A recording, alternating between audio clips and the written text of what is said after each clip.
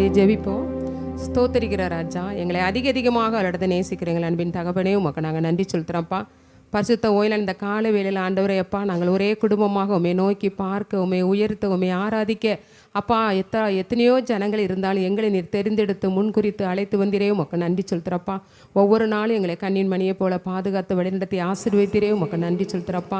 சுகம் பெற்றவர்கள் 10 பேர் அல்லவா, மீதி 9 பேர் எங்கே என்று நீங்கள் கேட்டீங்களப்பா. அந்த ஒருவனை பார்த்து நீர் ஆச்சரியப்பட்டது போல இந்த நாட்களில் எங்களை ஒரு சிலராய் உங்கள் சமூகத்துக்கு நேராக நீர் அழைத்து வந்திருக்கிறீர். அதற்காக நன்றி சொல்கிறோம்ப்பா. இன்னும் இந்த நாளில் ஆண்டவரே அப்பா, நாங்கள் பாடுகிற பாடல், ஆராதனை வேலை, சங்கீத தியானம், வேத பாடம் அப்பா, செய்தி வேலை, நிறைவு ஜெபம் எல்லாவற்றிலும் உடைய மகிமை, உடைய பிரசன்னம், உடைய சமாதானம், உடைய ஆளுக அப்பா எங்களை ஒவ்வொருவரையும் வழிநடத்தி ஆசீர்வதிக்கும்படியாக நாங்கள் ஜெபிக்கிறோம். எங்களை தாழ்த்துகிறோம், எங்களை வெறுமையாக்குகிறோம். நீர் மாத்திரம் மகிமைப்படும். இயேசுவின் இன்ப நாமத்தில் ஜெபிக்கிற நல்ல பிதாவே, ஆமேன் ஆமேன். ஹல்லேலூயா. எத்தனை பேர் இந்த காலை நேரத்தில் சந்தோஷமா இருக்கீங்க? இன்னைக்கு பரிசுத்த ஓய்வு நாள், கர்த்தரை ஆராதிக்க இந்த இடத்துல கூடி வந்திருக்கிறோம்.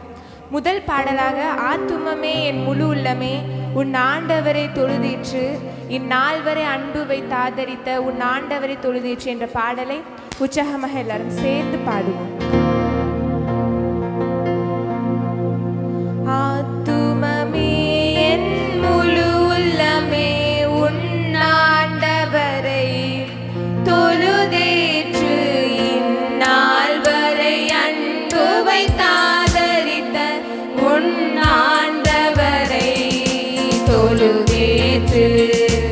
ஆத்துமமே என் முழு உள்ளமே உன் ஆண்டவரை தொழுதேற்று, இந்நாள் வரை அன்பு வைத்தாதரித்த உன் ஆண்டவரை தொழுதேற்று.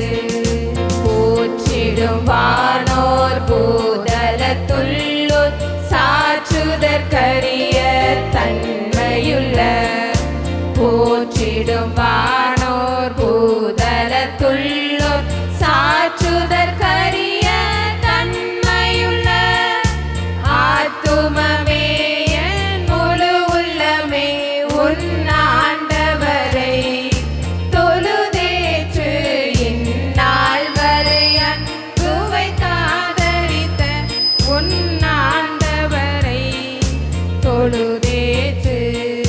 தலைமுறை தலைமுறை தாங்கும் வினோத உலகமுன் தோன்றி ஒளியாத, தலைமுறை தலைமுறை தாங்கும் வினோத உலகமுன் தோன்றி ஒளியாத, ஆத்துமமே என் முழு உள்ளமே உன் ஆண்டவரை தொழுதேற்று, இந்நாள் வரை அன்பு வைத்தாதரித்த உன் ஆண்டவரை தொழுதேற்று. தினம் தினம் உலகில் நீ செய்பலவான வினை பொறுத்தருளும் மேலான, தினம் தினம் உலகில் நீ செய்பலவான வினை பொறுத்தருளும் மேலான, ஆத்துமமே என் முழு உள்ளமே உன் ஆண்டவரை தொழுதேற்று, இந்நாள் வரை அன்பு வைத்தாதரித்த உன் ஆண்டவரை தொழுதேற்று. வாதை நோய் துன்பம் மாற்றி அனந்த ஓதரும் தயை செய்துயிர் தந்த, வாதை நோய் துன்பம் மாற்றி அனந்த ஓதரும் தயை செய்துயிர் தந்த, ஆத்துமமே என் முழு உள்ளமே உன் ஆண்டவரை தொழுதேற்று, இந்நாள் வரை அன்பு வைத்தாதரித்த உன்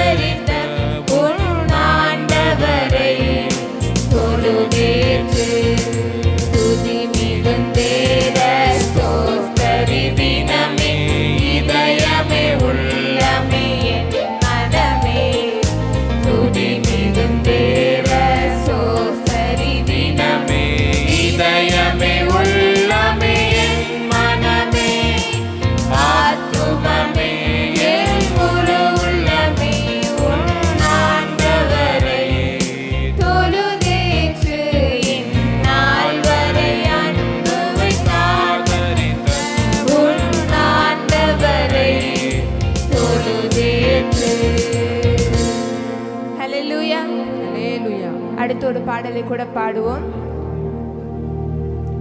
என் இயேசு ராஜா சோஸ்திரம், சோஸ்திரமே உயிருள்ள நாள் எல்லாமே.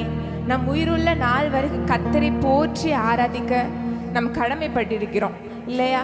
அப்ப நம்ம கர்த்தரை சோஸ்தரித்து நமக்கு செய்த நன்மைகளை எண்ணி கர்த்தருக்கு நம்ம நன்றி செலுத்துவோம்.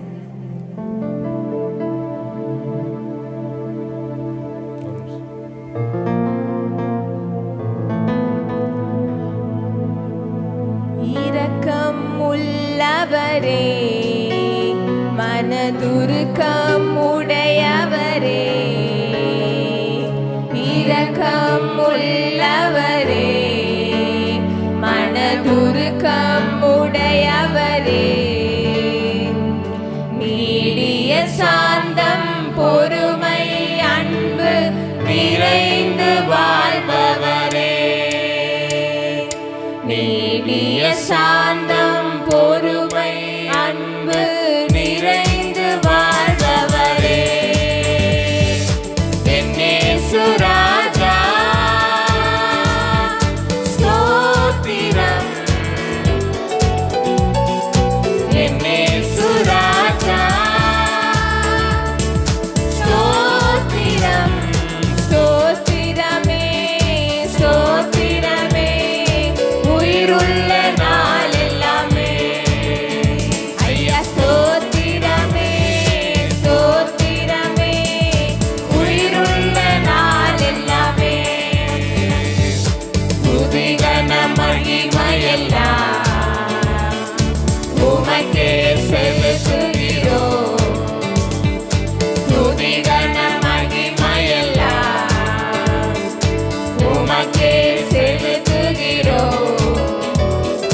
மகிழ்வுடன் ஸ்தோத்திர பலிதனை செலுத்தி ஆராதனை செய்கிறோம், மகிழ்வுடன் ஸ்தோத்திர பலிதனை செலுத்தி ஆராதனை செய்கிறோம். என்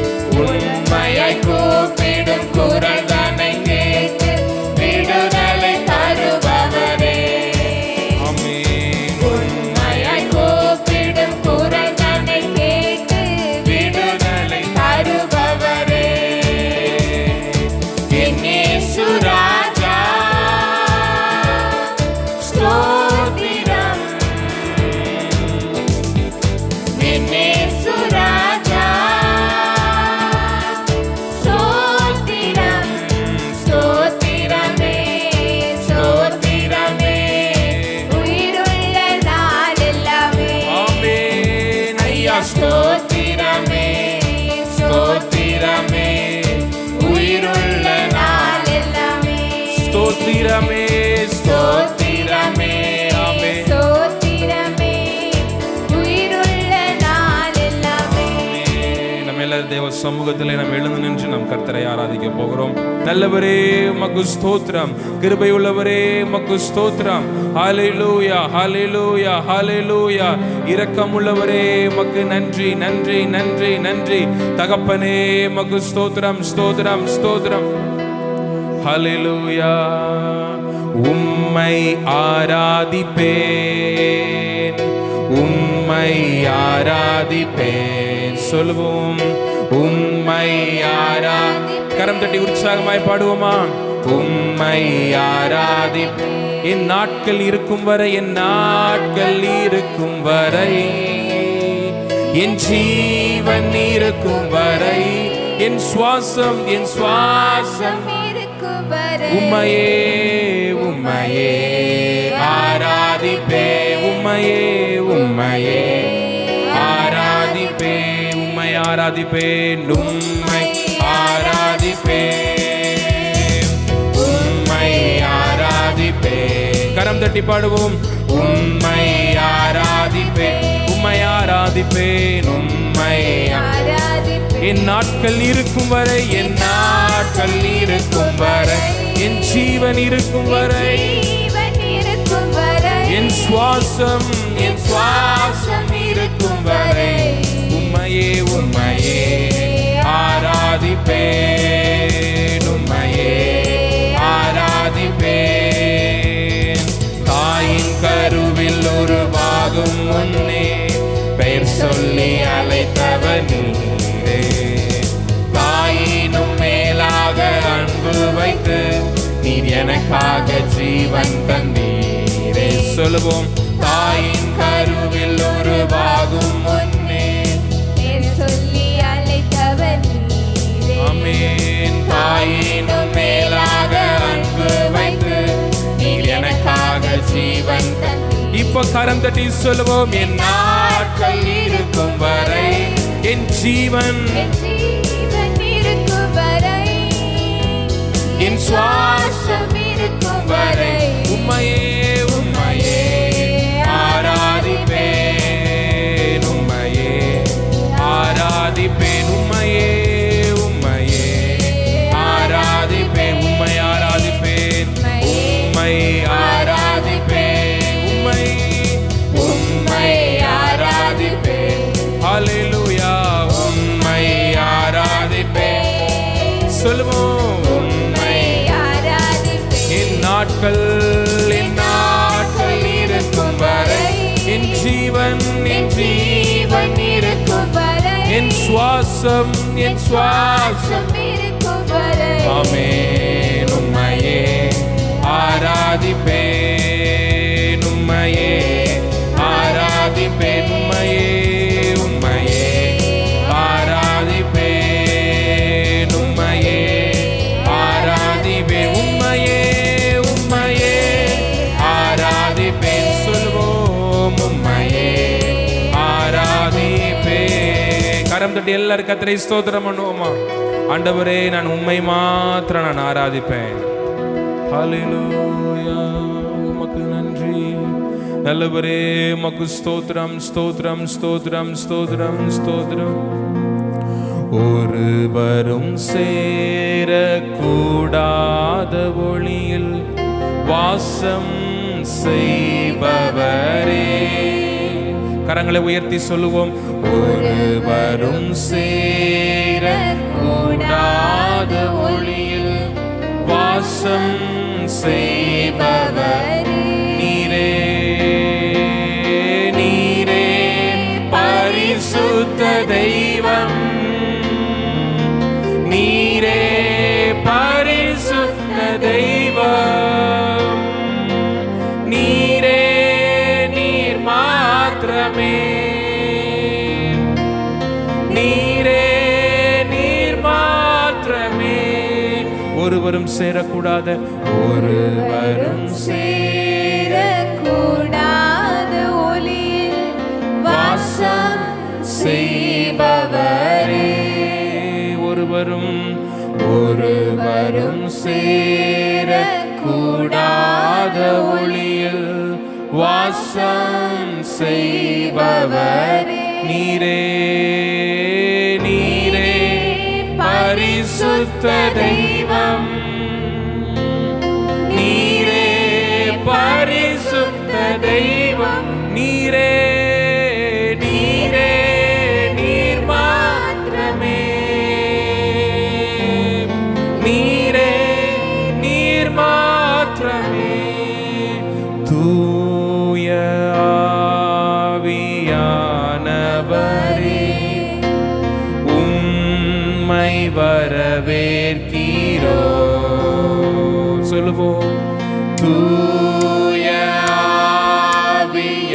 ஆவியானவரே உம்மை வரவேற்கிறோ எங்கள் மத்தியில் அசைவாடிடும் அசைவாடிடும் உம்மகிமையால் நிறைத்திடும் நீரைத்திடும் எங்கள் மத்தியில் அசைவாடிடும் அசைவாடிடும் உம்மகிமையால் தூய சொல்வோம் தூய ஆவியானவரே உம்மை வரவேற்கிறோ கரம் உயர்த்தி சொல்வோமா தூய ஆவியானவரே அவரை வரவேற்போமா ஆண்டவரே உம்மை வரவேற்கிறோ எங்கள் மத்தியில் அசைவாடிடும் உம்மகிமையா நீரப்பிடும் எங்கள் மத்தியில் அசைவாடிடும் உம்மகிமையலினை நிரப்பிடும் தூயாவியானவர் சொல்லுவோம் கரங்களை உயர்த்தி அப்படியே ஆவியானவரை வரவேற்போம் இரு கரங்களை உயர்த்தி ஆண்டவரே உம்மை வரவேற்கிறோ இந்த காலை நேரத்தில் வரவேற்போமா தூயாவியானவரே உம்மை எங்கள் மத்தியில் அசைவாடிடும் மகிமையா என்னை நிரப்பிடும் எங்கள் மத்தியில் அசைவாடிடும் மகிமையா நீர இப்ப சொல்வோம் தூய ஆவியானவர் உம்மை அவரை பாடும் பொழுதே ஆண்டவர் இருதய துர்க்களே வந்து கொண்டிருக்கிறார். பாடுறீங்களா? ஆவிலே நிறைந்து ஒரே மனதோடு அவரை வரவேற்போம். ஆமென். உம்மை வரவேற்கிறோம் எங்கள் மத்தியில் அசைவாடிடும் உம்முடைய மகிமையினால் இந்த காலை நேரத்தில் எங்களை நிரப்பும். ஆமென். நீரப்பிடும் எங்கள் மத்தியில் அசைவாடிடும் உம்மகிமையா நீரப்பிடும். நீங்க மாத்திரம் பாடுங்க. தூய ஆவியானவரே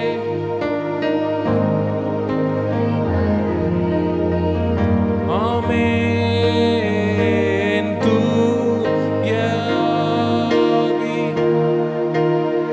ஆமென். உம்மை வரவேற்கிறோம் எங்கள் மத்தியில் அசைவாடிடும் மகிமையா எங்களை நிரப்பும். ஆமென். நீரப்பிடும் எங்கள் மத்தியில் அசைவாடிடும் உம்மகிமையா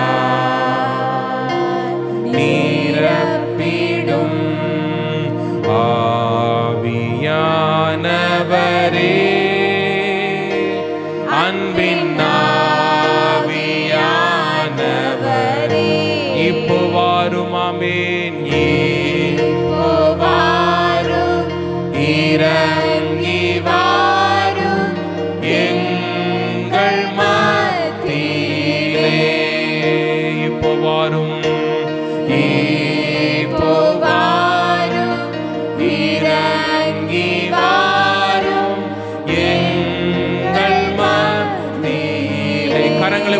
சொல்லுவோம். ஆமென். ஆவியானவரே, அன்பின் ஆவியானவரே, இப்போ வாரும். ஆமென். இப்போ வாரும், இறங்கி வாரும் எங்கள் மத்தியிலே. இப்போ வாரும். ஆமென். இப்போ வாரும், இறங்கி வாரும் எங்கள் மத்தியிலே. முழங்கால் படியிடுவோம் தேவ சமூகத்தில். அன்பின் ஆவியானவரே, உம்மை நன்றியோடு நாங்கள் இந்த காலை நேரத்திலே வரவேற்கிறோம். உம்மை நாங்கள் ஸ்தோத்திரிக்கிறோம். எங்கள் மத்தியிலே நீர் பிரசன்னமாய் வந்து இறங்கிறதற்காக நன்றியோடு நாங்கள் துதிக்கிறோம், நாங்கள் ஸ்தோத்திரிக்கிறோம். இந்த காலை நேரத்திலே உம்முடைய சமூகத்திலே முழங்கால் படியிட்டு நிற்கிற ஒவ்வொரு பிள்ளைகளுடைய வாழ்க்கையில ஒரு பெரிய ஒரு விடுதலையை கொடுத்து நீர் ஆசீர்வதியும்.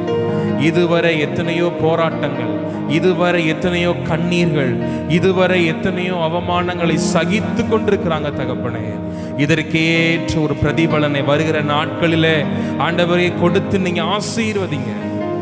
வெட்கத்துக்கு பதிலாக இரட்டத்தனையான மகிழ்ச்சியினாலே நீர் திருப்தியாக்கும். நன்மையினால் நீர் திருப்தியாக்கும். ஆலயத்தின் மகிமையினால் திருப்தியாக்கி ஒவ்வொரு ஜனங்களையும் நீங்க ஆசீர்வதிங்க தகப்பனே. மீதியான நேரம் முழுவதும் உடைய கிருபை, உடைய பிரசன்னம் சூழ்ந்திருக்கும்படியாக ஜெபிக்கிறோம். நீரே பொறுப்படுத்திக் கொள்ள மீட்பொரு மரமே இரட்சகருமாயிருக்கிற இயேசு கிறிஸ்துவின் மூலம் ஆராதனைகளை ஏற்றுக்கொள்ளும் எங்கள் ஜீவனுள்ள அன்பின் பரலோக பிதாவே, ஆமேன். உட்கார்ந்து கொள்ளுவோம் தேவ சமூகத்திலே. கர்த்தருடைய பரிசுத்த நாமத்துக்கு மகிமை உண்டாதாக. உங்கள் அனைவரையும் பார்ப்பதில் மிகுந்த சந்தோஷம். கர்த்தர் தாமே உங்களை ஆசீர்வதிப்பாராக. நம்ம மாறி மாறி வாசித்த சங்கீதம் 45வது சங்கீதத்தில் 11வது வசனத்தை வாசிப்போமா?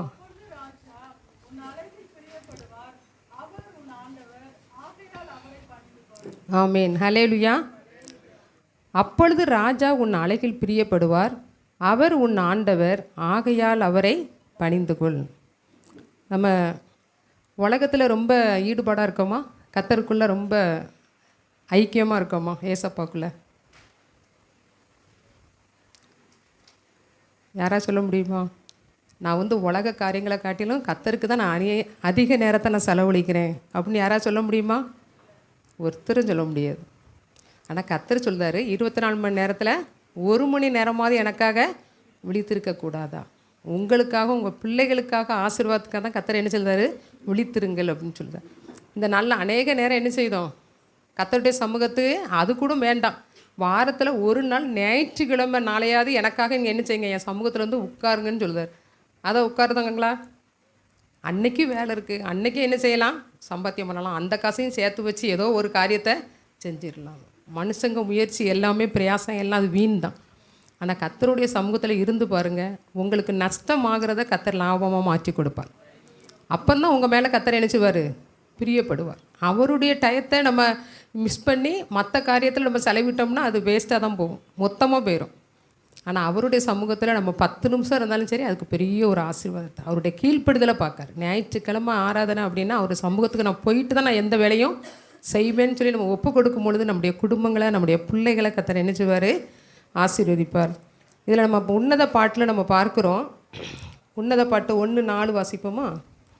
முதல் மட்டும் வாசிப்போம். ஆமாம், போதும். என்னை இழுத்துக்கொள்ளும். நம்மளை உலகம் இழுத்துக்கொள்ளுது. அதனால் நம்ம அதிலேருந்து என்ன செய்ய முடியலை? கர்த்தருக்குள்ளே வருவதற்கு ரொம்ப கஷ்டமாக இருக்குது. இன்னையிலேருந்து நம்ம ஜெபிக்க போகிறோம். மணவாட்டியாக சபை இதில் சூனமித்தியால் குறிக்கப்பட்டிருக்கு. ஆனால் மணவாட்டி அப்படின்னா நம்முடைய குடும்பம், அப்புறம் நம்முடைய சபை தான் என்னது? மணவாட்டி. அப்போ இந்த மணவாட்டி எப்போதும் என்ன செய்யணும்? கர்த்தரை நேசிக்கணும். ஆண்டவரே, எங்கள் சபை நேசிக்கணும், என் குடும்பம் நேசிக்கணும், என் பிள்ளைகளும் நேசிக்கணும். நாங்கள் என்ன செய்ய முடியாது? உண்மை நேசிக்கிறதுக்கு இந்த உலகம் எங்களை என்ன செய்யுது? இழுத்துக்கிட்டு போகுது. ஆனால் நீர் இன்னையிலிருந்து எங்களை இழுத்துக்கொள்ளும். ஒவ்வொரு நாள் நம்ம ஜெபிப்போம், ஏசப்பா அந்த உலக காரியங்கள், கவலைகள், பாடுகள், துக்கம், வேதனை எதுவுமே அதை இழுத்து என்னை எங்கேயுமே கொண்டு போயிடக்கூடாது. எல்லா சூழ்நிலையும் உம்முடைய சமூகத்தில் என்ன நீர் இழுத்துக்கொள்ளும். அப்போ அந்த சூனியமித்தியால் என்ன செய்தான்னா, ஃபஸ்ட்டு கர்த்தரோடு அவள் கர்த்தர்ட்ட என்ன சொல்லுதா? நீர் என்னை இழுத்துக்கொள்ளும். இப்படி தான் நம்ம இந்த நாளில் நம்ம ஜெபிக்க போகிறோம். ஏசப்பா நீங்கள் என்னை என்ன செய்துங்க? இழுத்துக்கொள்ளுங்கள் அப்படின்னு சொல்லிட்டு. ரெண்டாவது நம்ம பார்க்குறோம் உன்னத பாட்டு 2:4 வாசிப்போம். ஆமென். ஆமென். ஹல்லேலூயா. அவர் என்ன செய்தாராமா, நிறைய நேரம் ஆரம்ப நாட்களில் கர்த்தரோடு நம்ம ரொம்ப நெருங்கி இருப்போம். எனி டைமும் ஜெபம் பண்ணுவோம். டைம் கிடைக்கும் போதெல்லாம் எப்பண்டா ஆட்கள் எல்லோரும் வீட்டை விட்டு வெளியில் போவாங்க, நம்ம முழங்கால் போட்டு ஜெபம் பண்ணலான்ட்டு. ஆனால் இப்போ ஃபோன் வந்தது எல்லாத்துக்கும் சௌகரியம். எப்பண்டா எல்லோரும் வெளியில் போவாங்க, ஃப்ரீயாக நம்ம யார் யார்கிட்டலாம் பேசலாமோ மனமகிழ்ச்சியாக மணிக்கணக்கில் என்ன செய்வோம், பேசி கொண்டு இருப்போம். அதை கர்த்தர் பார்த்துட்ருக்கார். நீங்கள் ஃப்ரெண்ட்ஷிப்புக்கு எவ்வளவு நேரம் செலவிக்கீங்க, மற்றவங்க காரியத்துக்கு எத்தனை நேரம் செலவிக்கீங்க, ஆனால் கர்த்தர் சமூகத்தில் எப்படி இருக்கீங்கிறத கர்த்தர் பார்க்க. ஆனால் இந்த நாளில் நம்ம பார்க்குறோம். அதில் முதலாவது அந்த சுனமிதல் சொல்கிறாங்க, 6ஆம் வசனம் வாசிப்போம்.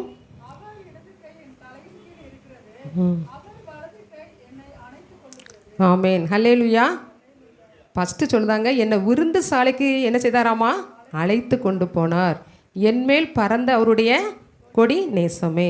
6வதுல பார்க்குறோம், அவர் இடது கை என் தலையின் கீழ் இருக்கிறது, அவர் வலது கை என்னை அணைத்து கொள்கிறது. இவ்வளவு நேசமாக கர்த்தரோடு என்ன செய்தாங்க, நம்ம நெருங்கி இருந்தோம். ஆனால் இந்த நாட்களில் எவ்வளவோ தூரமாக போய் இருக்கிறோம். சொல்ல முடியுங்களா? கணவர் தூரமாக இருக்காங்க, பிள்ளைகள் தூரமாக இருக்காங்க. நம்மளும் சில நேரம் சூழ்நிலைகளை பொறுத்து என்ன செய்தோம், தூரமாக போகிறோம். ஆனால் யாரோ நமக்காக ஜெபித்தது நிமித்தம் கர்த்தர் நம்மளை கிருபையாக என்ன செய்தார், ஒவ்வொரு குடும்பத்தையும் கர்த்தர் கிருபையாக பாதுகாத்து வருகிறார். இன்றைக்கு நம்ம ஜெபிக்கிற ஜெபங்களில் அநேக குடும்பங்கள் பாதுகாக்கப்பட்டு கொண்டு இருக்கிறது. நிறைய பேர் சொல்லுவாங்க, நம்ம ஜெபம் பண்ணுதான், நமக்கே இன்னும் ஒரு காரியத்தையும் நடக்கலை, நம்ம ஜெபம் பண்ணி மற்றவங்களுக்கு என்ன நடக்குமாங்க? இல்லை, உங்கள் ஜெபத்தில் தான் மற்றவங்களுக்கு அற்புதங்களும் அதிசயங்களும் இப்போ நடந்து கொண்டே இருக்கு. அவங்க கர்த்தரை தேடட்டாலும் ஆசீர்வாதமாக இருக்காங்கன்னு என்ன காரணம் அப்படின்னா, உங்கள் குடும்பத்தில் யாரோ ஒருத்தர் என்ன செய்தீங்க, ஜெபிக்கிறீங்க. அதனால தான் அவங்க கர்த்தரை தேடட்டாலும் அவங்கள கர்த்தர் என்ன செஞ்சுருக்காரு, சுகத்தோட பலத்தோட ஆரோக்கியத்தோடு வச்சுருக்காரு. ஒரு நாள் வரும்பொழுது கர்த்தர் என்ன செய்வார், சந்திப்பார் நிச்சயமாக. அது மாத்திரமல்ல, நம்ம பார்க்குறோம்,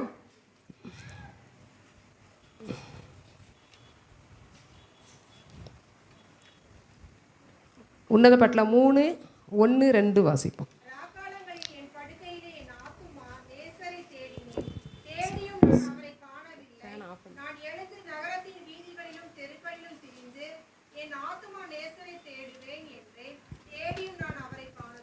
ஆமென். ஹல்லேலூயா. என்ன சொல்லுதாங்க, ராக்காலங்களில் என் படுக்கையில் என் ஆத்தும நேசரை தேடினேன், தேடியும் நான் அவரை காணவில்லை. நான் எழுந்து நகரத்தின் வீதிகளிலும் தெருக்களிலும் திரிந்து என் ஆத்தும நேசரை தேடுவேன் என்றேன், தேடியும் நான் அவரை காணவில்லை. 3வது வசனம், நகரத்திலே திரிகிற காவலர் என்னை கண்டார்கள், என் ஆத்தும நேசரை கண்டீர்களா என்று அவர்களை கேட்டேன். நான் அவர்களை விட்டு கொஞ்ச தூரம் கடந்து போன உடனே என் ஆத்தும நேசரை கண்டேன். அவரை நான் என் தாயின் வீட்டிலும் என்னை பெற்றவளின் அறையிலும் கொண்டு வந்து வீடு மட்டும் விடாமல் பற்றி கொண்டேன். அப்போது கொஞ்ச நாள் அவன் என்ன செஞ்சுருக்கான், விருந்து சாலைக்கு கூட்டு போகிறாரு.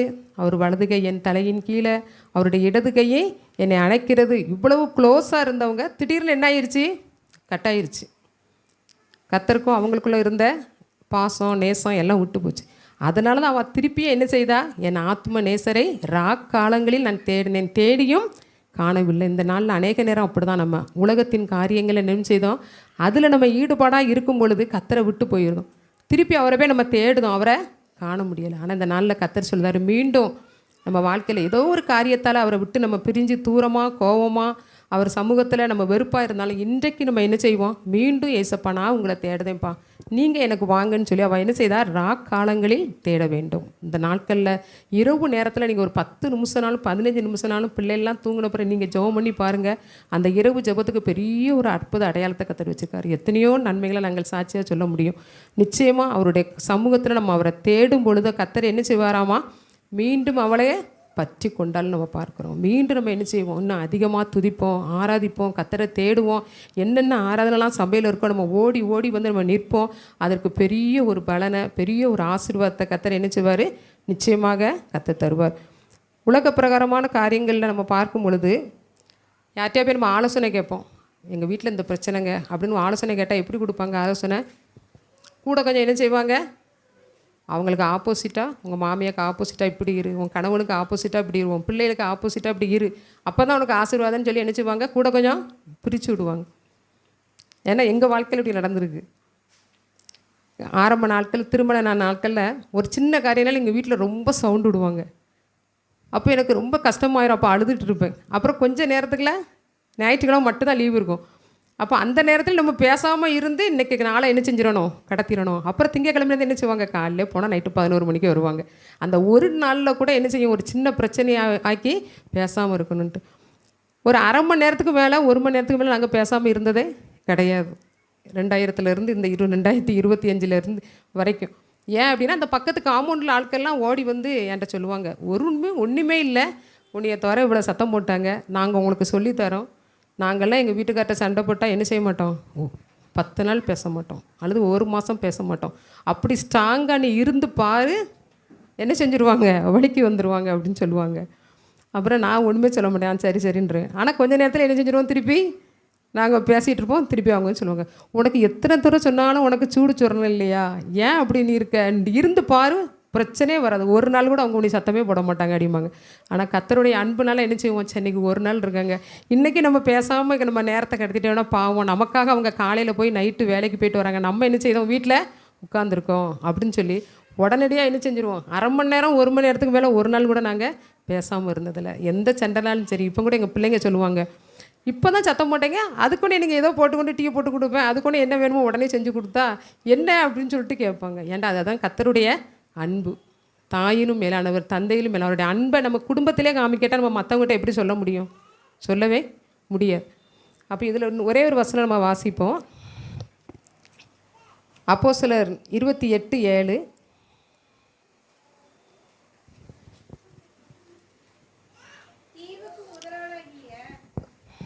வாசி.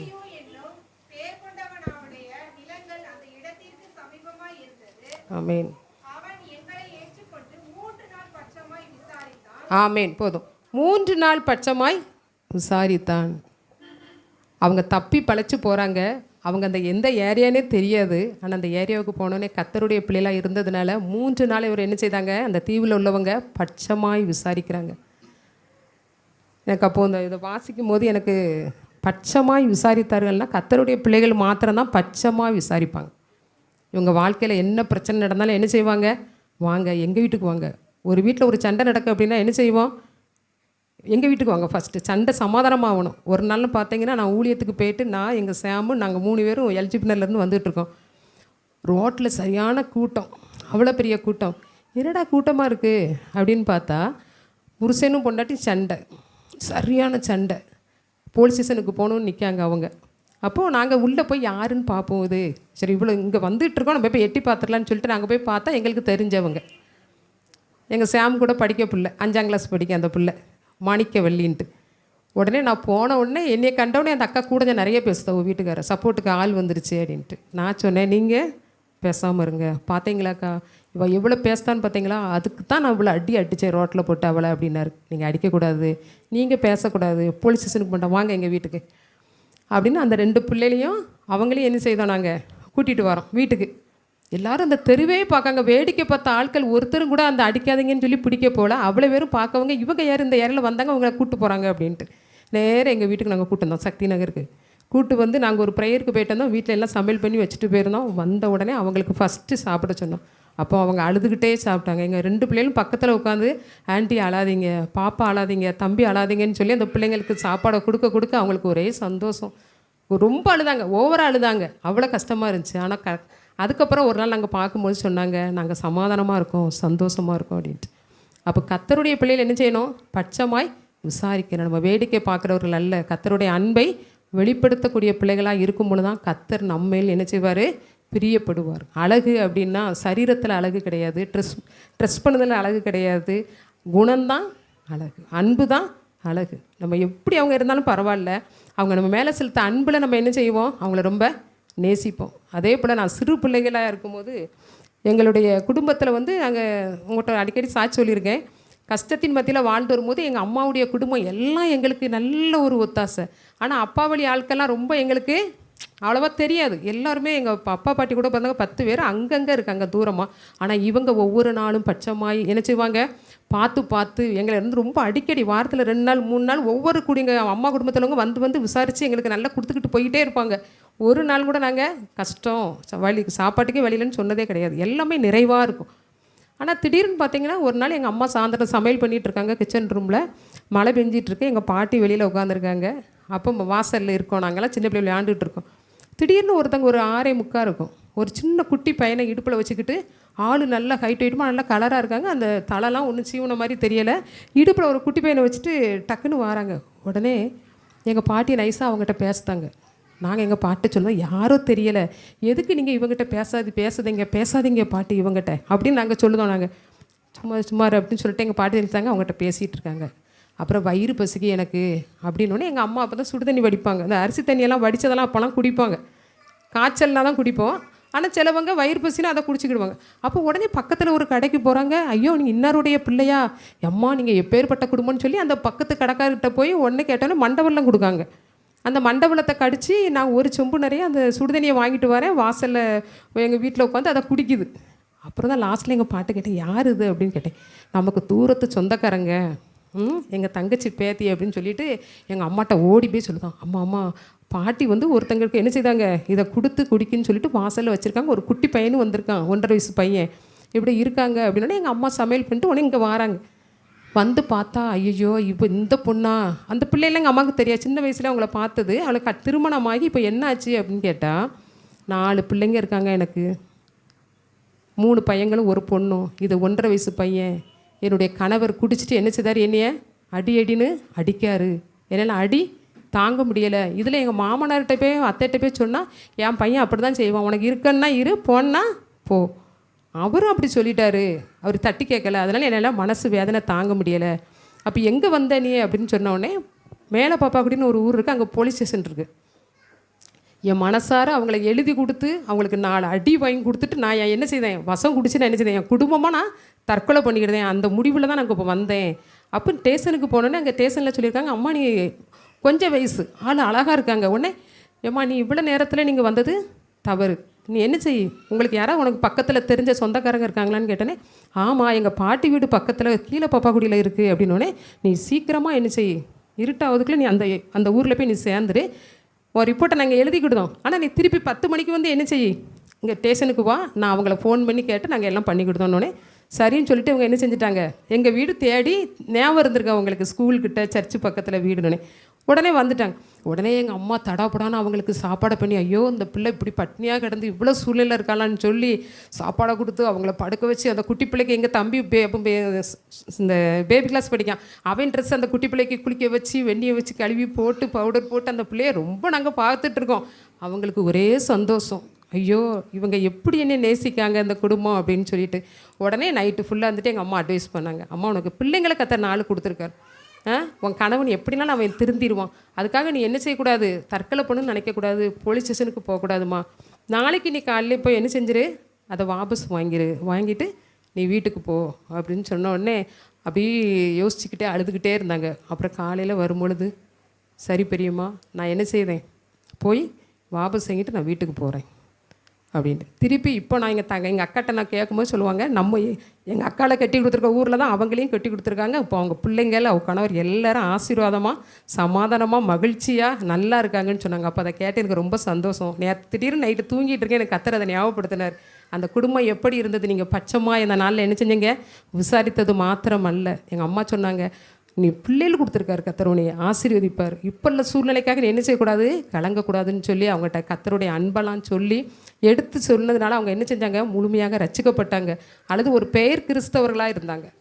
ஃபஸ்ட்டு என்ன செஞ்சாங்க, என் கணவனையும் என்னுடைய மாமனாரையும் எழுதி கொடுத்து போலீஸ் ஸ்டேஷனில் வச்சு அவங்க நச்சு எடுக்கணும் அடி, அதை நான் பார்த்து சந்தோஷப்பட்ட அப்புறம் நான் என் குடும்பமாக நான் மறிச்சிருந்தேன் பார்த்துக்கலாம் அப்படின்னு சொன்னவங்க.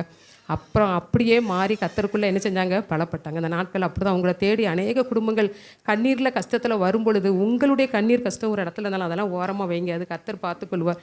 நீங்கள் மற்றவங்களுக்கு கத்தருடைய அன்பை வெளிப்படுத்தி பாருங்கள், உங்கள் குடும்பங்களை தலைமுறைகளை கத்தர் நினைச்சுவார், மகிமையாய் கத்தர் ஆசீர்வதித்து வழி நடத்துவார். அப்படி தான் ராஜா உங்கள் மேல் பிரியப்படுவார். கத்தருடைய பரிசுத்த நாமத்துக்கு மகிமை உண்டாவதாக. ஆமென். எல்லாரும் வாசிப்போம். ஏசாயா தீர்க்கதரிசியின் புஸ்தகம் 45ஆம் அதிகாரம் அதனுடைய 1, 2, 3 வசனங்களை நம் சத்தமாக வாசிப்போம். ஏசாயா 40. கர்த்தராகிய நான் அபிஷேகம் பண்ணின கோரேசுக்கு முன்பாக ஜாதிகளை கீழ்ப்படுத்தி ராஜாக்களின் இடைக்கட்டுகளை அவிழ்க்கும்படிக்கு அவனுக்கு முன்பாக வாசல்கள் பூட்டப்படாதிருக்க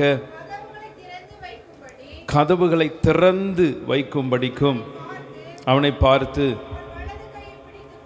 அவன் வலது கையை பிடித்து கொண்டு அவனுக்கு சொல்லுகிறாரோ நம்ம எல்லாரும் சேர்ந்து சொல்லுவோம் வாசிக்கும் பொழுது, நான் உனக்கு முன்னே போய் கோணலானவைகளை சுவையாக்குவேன், உன்னை பெயர் சொல்லி அழைக்கிற இஸ்ரவேலின் தேவனாகிய கர்த்தர் நானே என்று நீ அறியும்படிக்கு வெண்கல கதவுகளை உடைத்து இரும்பு தாழ்பால்களை முறித்து அந்தகாரத்தில் இருக்கிற பொக்கிஷங்களையும் ஒளிப்பிடத்தில் இருக்கிற புதையல்களையும் உனக்கு கொடுப்பேன். நான் என் தாசனாகிய யாக்கோபின் நிமித்தமும் நான் தெரிந்து கொண்ட இஸ்ரவேலின் நிமித்தமும் நான் உன்னை பெயர் சொல்லி அழைத்து நீ என்னை அறியாதிருந்தும் உனக்கு நாமம் தரித்தேன். அல்லேலூயா. இப்போ நீங்கள் எல்லாரும் வேதத்தை மூடி வச்சுட்டு என்னை கவனிங்க. நம்ம சுருக்கமாக நேரங்கள் குறைவாக இருக்கிறபடினால நம்ம சுருக்கமாக கர்த்தருடைய வார்த்தையை நம்ம தியானிக்க போகிறோம். முதல் வாரத்திற்கு பிறகு இப்போ தான் எனக்கு நேரம் கிடச்சிருக்கு. அல்லேலூயா. அதில் கடந்த வாரம் உங்களெல்லாம் பார்க்கலை, கொஞ்சம் வருத்தம்தான். எப்போவுமே எந்த ஒரு ஞாயிற்றுக்கிழமையும் வெளியில் போகிறத நாங்கள் மேக்சிமம் விரும்புகிறது கிடையாது. எந்த ஞாயிற்றுக்கிழமையிலும் நிறைய ஊழியங்களுக்கு எங்களுக்கு அழைப்புகள் இருக்குது. ஞாயிற்றுக்கிழமை நிறைய பல பகுதிகளில் எங்களுக்கு செய்தி கொடுப்பதற்காக நிறைய அழைப்புகள் இருக்குது. ஆனாலும் மேக்சிமம் நாங்கள் போகிறதில்ல. கடந்த வாரத்தில் தவிர்க்க முடியாதபடி தான் நாங்கள் போனோம். அப்போ போகும்போதே ட்ரெயினில் ஜோம் பண்ணிக்கிட்டே போனோம், ஜெபித்து கொண்டே போனோம். ஆண்டவரே, எங்களுடைய சபை மக்கள் இருக்காங்க, இந்த சபை மக்களை விட்டுட்டு நம்ம வேறு இடத்துக்கு போகிறோமே, இது சரியா தவறா இப்படின்னு சொல்லி பல காரியங்களுக்காக ஜெபித்து கொண்டு போகும் பொழுது நாங்கள் ஏற்கனவே பிப்ரவரி மாதத்தின் கடைசி அந்த வெள்ளி சனி ஞாயிறு 3 நாள் அந்த இடத்துல ஊழியம் செஞ்சுட்டு வந்திருந்தோம். நாங்கள் அங்கே போன உடனே அங்கே உள்ள மக்கள் நிறைய பேர் வந்து அவருடைய வாழ்க்கையில் நடந்த நிறைய சாட்சிகளை சொன்னாங்க. அது எங்களுக்கு ரொம்ப மனதுக்கு ரொம்ப உற்சாகமாக இருந்தது. அப்போது கர்த்தர் வந்து எங்களை அவன் உண்மையாக அழைத்துட்டு போயிருக்கிறாருன்னு சொல்லி ரொம்ப மகிழ்ச்சி அடைந்தோம். அப்போ தேவனுடைய கர்த்தருடைய அனாதி தீர்மானத்தின்படி இன்றைக்கி கர்த்தர் உங்களை முன் குறித்தபடினால தான் இந்த இடத்துல இருக்கிறீங்க. எத்தனை பேர் விசுவாசிக்கிறீங்க? அல்லேலூயா. கர்த்தர் உங்களை ஆசீர்வதிப்பாராக. அதனால் இந்த மாதம் கர்த்தர் கொடுத்த வாக்குத்தத்தம், கதவுகளை திறப்பேன், வெண்கல கதவுகளை உடைப்பேன், இரும்பு தாழ்பால்களை முறிப்பேன் அப்படின்னு சொல்லி அந்த கோரேசுக்கு கொடுத்த அந்த வார்த்தைகளை கர்த்தர் நமக்கு கொடுத்து இந்த நாளில் எத்தனையோ நன்மையின் கதவுகளை உங்களுக்கு இன்னும் சீக்கிரத்தில் வெகு விரைவில் உங்களுக்காக திறக்க போகிறார். அல்லேலூயா. பக்கத்தில் இருக்கவங்களை பார்த்து சொல்லுங்கள், உங்களுக்கு அநேக புதிய கதவுகள் திறக்க போகுது. அதனால் கை கொடுக்காதவங்க இன்னொரு முறை கை கொடுத்து சொல்லுங்கள் பார்ப்போம். அநேக கதவுகள் உங்களுக்கு திறக்க போகிறது. வெண்கல கதவுகள் உடைக்கப்பட போகிறது. அல்லேலூயா. வெண்கல கதவுகள் உடைக்கப்பட போகுதுன்னு சொல்லுங்கள் பார்ப்போம். வெண்கல கதவுகள் உடைக்கப்பட போகிறது. இரும்பு தாழ்பால்கள் முறிக்கப்பட போகிறது. அப்போ கர்த்தர் உங்கள் வாழ்க்கையில் சில கதவுகளை திறக்கணும், வெண்கல கதவுகளை உடைக்கணும், இரும்பு தாழ்பால்களை முறிக்கணும். அந்தகாரத்திலையும் ஒளிப்பிடங்களிலும் இருக்கிற பொக்கிஷங்களை நீங்கள் பெற்றுக்கொள்ளணும். அந்தகாரங்கள் ஒளிப்பிடங்கள் என்பது எதை குறிக்குதுன்னா, சில மறைந்து இருக்கக்கூடிய நன்மைகளும் மறைக்கப்பட்ட நன்மைகளும் தடுக்கப்பட்ட நன்மைகளும் உங்கள் வாழ்க்கையில் நீங்கள் பெற்றுக்கொள்ளக்கூடிய ஒரு காரியமாக இருக்குது.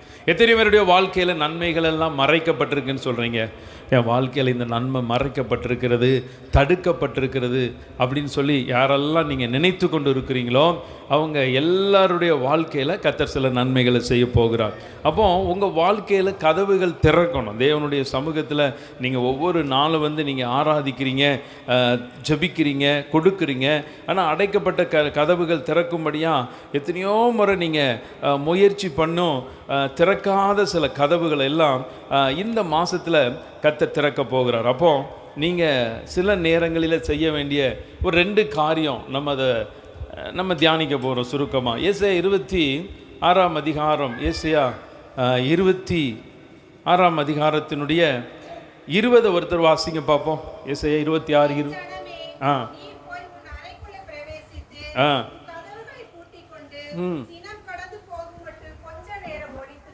ஆ அல்லேலூயா. இன்னொரு முறை எல்லாரும் எடுத்துட்டீங்களா? இன்னொரு முறை வாசிங்க.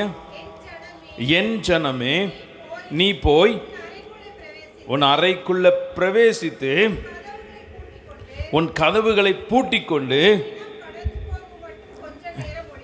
சினம் கடந்து போகும் மட்டும் கொஞ்ச நேரம் ஒழித்துக்கொள். கவனிங்க, நம்ம எல்லார் வீட்லேயும் கதவு இருக்கு, அப்படிதானே? கதவு இல்லாத வீடு இருக்கா? கதவு இல்லாத வீடு இருக்குதானே? அப்போ கதவுகள் அப்படின்னு இருந்தால் சில நேரத்தில் அது பூட்டப்படணும், அப்படி தானே? கதவுகள் பூட்டப்படலைன்னா என்ன நடக்கும்? நீங்கள் கதவையே பூட்டலை அப்படின்னா என்ன நடக்கும்? பதில் சொல்லுங்க. திருட்டு நடக்கும். முதல்ல தரையோட தரையாக உங்கள் கதவு இருந்துச்சுன்னா பூச்சிகள், சில விஷ ஜந்துக்கள் உங்கள் வீட்டுக்குள்ளே வரும். அப்போ திருட்டு, சில தீமைகள். அப்போ நம்மளுடைய கதவு அடைக்கப்பட வேண்டிய நேரத்தில் என்ன பண்ணணும்? அடைக்கப்படணும், அப்படி தானே? உங்கள் கதவு உங்கள் வீட்டுக்குள்ளே அடைக்கப்பட வேண்டிய நேரத்தில் அடைக்கணும். மெயினாக நம்ம எப்போ அடைக்கிறோம்? இரவு நேரத்தில் கண்டிப்பாக அடைக்கிறோம், அப்படி தானே? இரவு நேரங்களில் நீங்கள் என்ன பண்ணுறீங்க? கதவை அடைக்கிறீங்க. இப்போ நான் உங்களை பார்த்து கேட்குறேன், எத்தனை பேர் ஜெபத்துக்காக உங்கள் கதவெல்லாம் அடைக்கிறீங்க? கதவுக்கு ஜெபத்துக்காக நாங்கள் கதவை அடைக்கிறோம். கை தூக்குங்க நல்லா. அல்லேலூயா. ஆமாம், பகல் ஜெபமோ இரவு ஜெபமோ எந்த ஜெபமாக இருந்தாலும் சரி, ஞாயிற்றுக்கிழமை காலையில் 9 மணிக்கு மேலே உங்கள் வீட்டு கதவு திறந்துருக்கக்கூடாது. புரியுதா? எத்தனை பேருக்கு புரியுதே? எதுக்கு எதுக்கு எதுக்கு நீங்கள் பூட்டணும்? ஆலயத்துக்கு. அல்லேலூயா. அப்போ சினம் கடந்து போக மாட்டோம். நீங்கள் நல்லா தெரிந்து கொள்ளுங்க, நீங்கள் நல்லா புரிந்து கொள்ளணும். சில நேரம் கர்த்தருடைய கோபத்துக்கு தெரிந்தோ தெரியாமலோ அறியாமலோ நம்ம ஆயிரும். சின்னம்ங்கிறத குறித்து நிறைய பேசலாம். கர்த்தருடைய சின்னம், என் ஜனமே நிறைய வீட்டுக்குள் போய் சினம் கடந்து போகும் மட்டும் நீ அப்படின்னு சொல்லி வேதத்தில் பார்க்கிறோம். அதனால் வரும் கோபத்துக்கு தப்பித்துக்கொள்ள வள்ளி காட்டினவன் வகை காட்டினவன் யார் அப்படின்லாம் இருக்கு. அப்போ நீங்கள் கதவுகளை பூட்டணும். பூட்டுவீங்களா? அல்லேலூயா. எத்தனை பேர் ஞாயிற்றுக்கிழமை காலைக்கு இன்றைக்கி நீங்கள் பொறுத்து விட்டுக்கணும். ஞாயிற்றுக்கிழமை எப்பேர் பெரிய வேலையாக இருந்தாலும் சரி, இல்லை நாங்கள் பகல் வாரம் முழுவதும் வேலை செய்கிறோம், எங்களுக்கு ஞாயிற்றுக்கிழமை தான் எங்களுக்கு என்ன வருது? வேலை செய்யணும், நாங்கள் துணி துவைக்கணும், மற்ற காரியம் இருக்குது, எல்லாம் இருக்க தான் செய்யும். உங்களுக்கு எப்போ வரைக்கும் இருக்கும் இந்த வேலையெல்லாம்? எப்போ வரைக்கும் இருக்கும்னு உங்களுக்கு பலன் இருக்கிற வரைக்கும் நீங்கள் செஞ்சுக்கிட்டே இருக்க வேண்டியதான். பரலோகத்துக்கு போகிற வரைக்கும் இருக்கும், ஆண்டவருடைய வருகை வர்ற வரைக்கும் இருக்கும், அப்படி தானே? வேலை இருந்துக்கிட்டே தான் இருக்கும். இன்னைக்கு காலையில் சரியாக கிளம்பி ஆயத்தமாகிட்டு இருக்கும்போது நல்ல தண்ணி வந்துச்சு. எங்கள் வீட்டம்மா சொன்னாங்க, சாம் ஒரு 5 குடம் மட்டும் பிடிச்சி வச்சுட்டு போனேன். தண்ணி பிடிக்கிறதாவது வைக்கிறதாவது. நான் போகிறேன், எனக்கு சர்ச்சில் நிறைய வேலை கிடக்குன்னு வந்துட்டான். நாங்கள் பிடிக்கல, அது பாட்டுக்கு என்ன பண்ணி தொட்டி நிறைஞ்சி ஏற்றிட்டு அப்புறம் வந்துட்டோம். நாங்கள் பிடிக்கவே இல்லை. ஆனால் மறுபடியும் திருப்பி வந்துடும் 2 நாளில். அந்த மாதிரி ஆள் அவரும் இருக்கார், தண்ணி அந்த போடுற அந்த மனுஷன். அப்போ நீங்கள் 9 மணிக்கு உங்கள் வீட்டுக்குள்ளே ஞாயிற்றுக்கிழமை 9 மணிக்கு மேலே உங்கள் கதவு திறக்கவே கூடாது. ஒப்பு கொடுப்பீங்களா? அல்லேலூயா. அப்போ ஞாயிற்றுக்கிழமை கதவை ஆலயத்துக்காக நீங்கள் வர்றதுக்கு உங்கள் வீட்டு கதவை நீங்கள் பூட்டணும். 1. 2வது, அடிக்கடி உங்கள் வீட்டுக்குள்ளே தண்ணி ஜெபத்துக்காக, குடும்ப ஜெபத்துக்காக, உங்கள் வீட்டுக்குள்ள ஜெபத்துக்காக நீங்கள் என்ன பண்ணணும்? கதவுகளை பூட்டணும். நீங்கள் இப்படிலாம் பூட்ட என்ன நடக்கும் அப்படின்னு பார்த்தீங்கன்னா, யோவான் எழுதின நற்செய்தி நூல் 20ஆம் அதிகாரம் 19 நீங்கள் வாசிங்க பார்ப்போம். யோவான் 20. வாரத்தின் முதல் நாளாகிய அன்றைய தினம் சாயங்கால வேளையில் சீசர்கள் கூடியிருந்த இடத்தில் யூதருக்கு பயந்ததினால் கதவுகள் பூட்டி இருக்கையில் இயேசு வந்து நடுவே நின்று உங்களுக்கு ஆமாம், இயேசு வந்து நின்று உங்களுக்கு, நல்லா தெரிந்து கொள்ளுங்க, நீங்கள் கர்த்தருக்காக சில நேரம் உங்கள் வீட்டு கதவை பூட்டணும், மனக்கதவையும் பூட்டணும். ஏன் மனக்கதவை பூட்டணும்? அல்லேலூயா. சொல்லுங்கள், பதில் சொல்லுங்கள். மனசு கதவை நம்ம அப்பப்போ பூட்டணும். எதுக்கெல்லாம் பூட்டணும்? ஆண்டவரை துதிக்கும் பொழுது வேறு சிந்தனையே இல்லாமல் முழு பலத்தோடு முழு எண்ணத்தோடு அப்படியே நீங்கள் துதிப்பதற்கு உங்கள் மனத்தை அப்படியே ஒன்றாக வைக்கணும். சில நேரங்களில் ஜெபத்துக்கும் ஆராதனைக்கும் நீங்கள் புறப்படலான்னு இருக்கும் பொழுது தான் உங்களுடைய மனசு இந்த ரேஷன் கடையில் போய் என்ன போடுறாங்க கொஞ்சம் பார்த்துட்டு வந்துடுவோம், ரேஷன் கடையில் என்னத்தை போடுறாங்க, அப்படியே போகிற வழியிலே ரேஷன் கடைக்கு போயிட்டு போயிடுவோம் அப்படின்னு என்ன சொல்லக்கூடாது, டைவர்ட் ஆகக்கூடாது. அல்லேலூயா. அதனால் வந்து பார்த்தீங்கன்னா நீங்கள் அடிக்கடி ஹைவேல ட்ராவல் பண்ணிங்கன்னா மாற்று பாதையில் செல்லுங்கன்னு சொல்லி டைவர்ட் பண்ணி விட்ருவாங்க. அப்போ எங்கெங்கேயோ சுற்றி போகணும். சில நேரம் என்ன ஆகும், நம்ம ஹைவேஸில் போகும்போது பக்கத்தில் எதிர்த்தால வர்ற ரோட்டு வழியாக போகணும். அப்போ டைவர்ட். அப்படி எதிர்த்தால வர்ற வழியாக ரோட்டில் போகும்பொழுது வாகனத்தை வேகமாக ஓட்டிகிட்டு போக முடியுமா? முடியாது. ஏன்னா அவங்க வர்றதுக்கு போட்ட ரோட்டில் நம்ம போகும்போது எப்படி போவோம்? மெதுவாக போகணும் இல்லையா? அதுதான் டைவர்ட். அப்போ சில நேரங்களில் உங்கள் வாழ்க்கையில் டைவர்ட் ஆகும் பொழுது, நீங்கள் டைவர்ட் ஆகினீங்க அப்படின்னா சில நன்மைகள் வர்றதுக்கு தாமதமாகும். நீ நல்லா தெரிந்து கொள்ளணும். எதுக்காக நீங்கள் ஆண்டவருடைய ஆலயத்துக்கு ஞாயிற்றுக்கிழமை வாங்க வாங்க வாங்கன்னு ஏன் சொல்கிறோம்? ஏன் சொல்கிறோம்? உங்களுடைய நன்மைக்காக, உங்களுடைய ஆசீர்வாதத்திற்காக. நீங்கள் ஒவ்வொரு வாரமும் உங்களுடைய வீட்டுக்கு, நீங்கள் கதவுக்கு சில நேரங்களில் நீங்களும் ஓய்வு கொடுக்கணும். கதவை பூட்டிடணும், ஜெபத்துக்கு பூட்டிடணும். இப்படி நீங்கள் கர்த்தருக்காக பூட்டிட்டீங்கன்னா, யோவான் 20:19 நம்ம வாசித்தபடி கதவுகள் பூட்டப்பட்டிருக்கிற அந்த இடத்துக்குள்ள சீடர்களுக்கு வந்து சமாதானத்தை கொடுத்த தேவன் உங்கள் வாழ்க்கையில் சில சமாதானத்தை கர்த்தர் கொடுப்பார். நீங்கள் சில நேரம் சமாதானத்தில் போராடலாம், நோயில் போராடலாம், வேதனைகளில், சஞ்சலங்களில், வருத்தங்களில் போராடிக்கொண்டே இருக்கலாம். நீங்கள் கர்த்தருக்காக மாத்திரம் நீங்கள் பூட்டிட்டீங்கன்னா, பூட்டப்பட்டிருக்கிற வீட்டுக்குள்ளே கர்த்தர் வர முடியும். உங்கள் வாழ்க்கையில் எந்த நன்மைகளெல்லாம் பூட்டப்பட்டிருக்கிறதோ அந்த பூட்டப்பட்டிருக்கக்கூடிய எல்லா இடங்களிலும் கர்த்தர் வர முடியும். கர்த்தர் உள்ளே வந்து நின்றுட்டாருன்னா அதுக்கப்புறம் உங்கள் வாழ்க்கையில் சஞ்சலம் தொடருமா? வருத்தம் தொடருமா? அந்த சீடர்களுக்கு பயம் தொடர்ந்துச்சா? அதற்கு பிறகு அந்த 12 சீடர்களும் ஊழியம் செஞ்சு இயேசு கிறிஸ்துவை விட பாடுகளை அனுபவிச்சு, அநேக பாடுகளை அனுபவித்து கர்த்தருக்காக வைராக்கியமாக நின்று அவங்க ஒவ்வொருத்தரும் ஒவ்வொரு இடத்துலையும் அவங்க கர்த்தருக்காக எழும்பினாங்க. இந்த ஆண்டவருடைய அந்த பூட்டப்பட்டிருக்கிற வீட்டுக்குள்ளே வந்து கர்த்தர் அந்த பயத்தையெல்லாம் எடுத்து போட்டு சமாதானத்தை கொடுத்ததற்கு பிறகு இப்போ இந்த நற்செய்தி நூலை எழுதின யோவான் சுவிசேஷகன், யோவான் சீடன், நீங்கள் நல்லா தெரிந்து கொள்ளுங்க, அவனுக்கு இன்னும் யோவான் ஸ்நானகனுடைய மரணத்தை குறித்து 12 சீடர்கள் இருக்காங்க இல்லையா, 12 சீடர்களை குறித்து அவங்க எப்படியெல்லாம் மரணம் அடைஞ்சாங்க, இரத்த சாட்சியாக மரித்தாங்க அப்படின்னு சொல்லி அது ஒரு பெரிய சப்ஜெக்ட். உங்களுக்கு அதை எடுக்கணும், அதெல்லாம் நீங்கள் தெரிந்து கொள்ளணும், அந்த சீடர்களுடைய வாழ்க்கை எப்படி இருந்துச்சுட்டு. ஆனால் அந்த யோவான் சீடனுடைய மரணத்தை குறித்து சரியான தகவல் இன்னிய வரைக்கும் என்ன பண்ண முடியல, பதிவு பண்ணப்படவில்லை. புரியுதா உங்களுக்கு?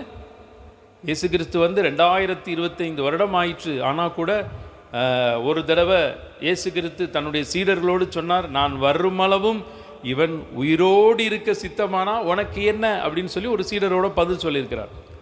அதனால் என்ன சொல்கிறாங்க, இந்த யோவான் சீடன் தான் இன்னைய வரைக்கும் உயிரோடு இருக்கிறாங்க. இந்த இமயமலையில் இருக்கக்கூடிய கைலாச மகரிஷி அப்படின்னு இமயமலையில் இன்றைக்கும் 2000-3000 வருடத்துக்கு மேலாக உயிரோடு இருக்காருன்னு ஒரு கைலாச மகரிஷியை பற்றி அடிக்கடி சொல்லுவாங்க. அவரும் யோவான் ஸ்நானகன் தான், யோவான் தான் கர்த்தருடைய சீடன் தான் சொல்லி இன்றைக்கும் ஒரு பேச்சு இருக்குது. சரியா? அந்த கைலாச மகரிஷி அப்படிங்கிறவர் இமயமலையில் ஏதோ ஒரு இடத்துல அந்த பனி படர்ந்த இடத்துக்குள்ளே அவர் இருக்கார். ஒரு சிலர் பார்க்குறாங்க, அவர் பார்த்தாருன்னா அவருடைய முகம் அப்படி வெளிச்சமாக இருக்குது, சூரியனை போல் இருக்குது அப்படின்னு சொல்லி நிறைய சம்பவங்கள் பதிவு பண்ணப்பட்டிருக்கிறது. அப்போ நல்லா தெரிந்து கொள்ளுங்க. அப்போ இந்த யோவான் எழுதுகிறார், பூட்டப்பட்டிருக்கிற வீட்டுக்குள்ளே என்னைக்கு கர்த்தர் வந்து நின்று சமாதானம்னு சொன்னாரோ அன்னைக்கே அந்த சமாதானம் தொடர்ந்து கொண்டே இருக்குது. நான் உங்கள் வாழ்க்கையில் எந்தெந்த சமாதானத்தெல்லாம் நீங்கள் இழந்து காணப்படுறீங்களோ அந்த சமாதானத்தை எல்லாம் கர்த்தர் வருகிற நாட்களில் கொடுப்பாராக. வருகிற நாட்களில் நீங்கள் இழந்த எல்லா சமாதானங்களை நீங்கள் பெற்றுக்கொள்ளணும். அப்போ இந்த வாரத்தில் ஞாயிற்றுக்கிழமைக்கு வந்திருக்கிற கர்த்தருடைய ஜனங்களே, நீங்கள் கர்த்தருக்காகவும் கர்த்தருடைய ஆலயத்தின் காரியங்களுக்காக, சபைக்காக, ஆராதனைக்காக உங்கள் கதவுகளை பூட்டுவதற்கு நீங்கள் ஒரு நாள் என்ன பண்ணக்கூடாது, தயங்கவே கூடாது. நீங்கள் பூட்டிட்டீங்க கர்த்தருக்காக அப்படின்னா கர்த்தர் அந்த வீட்டுக்குள்ளே வந்து நிற்பார். கர்த்தர் உங்கள் வீட்டுக்குள்ளே வந்துட்டார்னா, சின்ன பிள்ளைகளுக்கு சண்டே கிளாஸில் ஒரு பாட்டு உண்டு தானே, இயேசு வந்த வீட்டில், அதுக்கப்புறம் ஆமாம் பாடுங்க பாப்பா அந்த பாட்டை ஒரு வரி.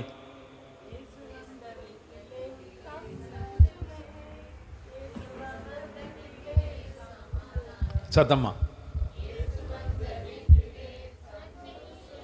என்னது சண்டை? நல்லது சொல்லுங்க பார்ப்போம். இயேசு வந்த வீட்டில் சண்டை இல்லையே. சண்டை இல்லாமல் இருக்கணும் தானே. சண்டை இல்லாத வீடு. எங்கள் வீட்டில் ஒரு நாள் கூட சண்டை போட்டதில்லைன்னு சொல்கிறவர்கள் மாத்திரம் கை தூக்குனீங்கன்னா அவங்கள பார்த்து நான் சந்தோஷம்லாம் பட மாட்டேன், கொஞ்சம் பொறாமப்படுவேன்.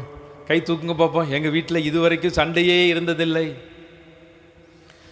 அதை ஏன் கேட்கீங்க? இப்போ புறப்படும்போது கூட சண்டை போட்டு தான் வந்திருக்கோம் அப்படின்னு சொல்கிறீங்களா? அல்லேலூயா. அப்போ இப்படிலாம் இருக்குது அந்த பாட்டு. அப்போ நான் உங்களை ஆசீர்வதிக்கிறேன். உங்கள் வீட்டுக்குள்ளே சண்டை இல்லாதபடி ஒரு சமாதானம் பெருகி, நன்மை பெருகி, நீங்கள் ஆசீர்வாதத்தோடு தேவ சமூகத்தில் நிற்கணும். அப்போ இது மாத்திரமல்ல, நீங்கள் கர்த்தருக்காக நீங்கள் உங்கள் வீடுகளை நீங்கள் பூட்டிட்டீங்கன்னா போதும். இன்னொரு வசனத்தை கர்த்தர் எனக்கு கொடுத்தார். சங்கீதம் 78 சங்கீதத்தினுடைய 23வது வசனத்தை வாசிங்க பார்ப்போம். 78 சங்கீதம் 23.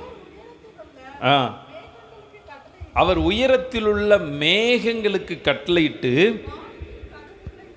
வானத்தின் கதவுகளை திறந்து மன்னாவை ஆகாரமாக அவர்களுக்கு வர்ஷிக்க பண்ணி வானத்தின் தானியத்தை அவர்களுக்கு கொடுத்தார். இன்னொரு முறை எல்லாரும் எடுத்துக்கொள்ளுங்க இந்த வசனம், மறுபடியும் வாசிங்க பார்ப்போம். அவர் உயரத்தில் உள்ள மேகங்களுக்கு கட்டளையிட்டு வானத்தின் கதவுகளை திறந்து மன்னாவை அவர்களுக்கு ஆகாரமாக வர்ஷிக்க பண்ணி வானத்தின் தானியத்தை அவர்களுக்கு கொடுத்தார்.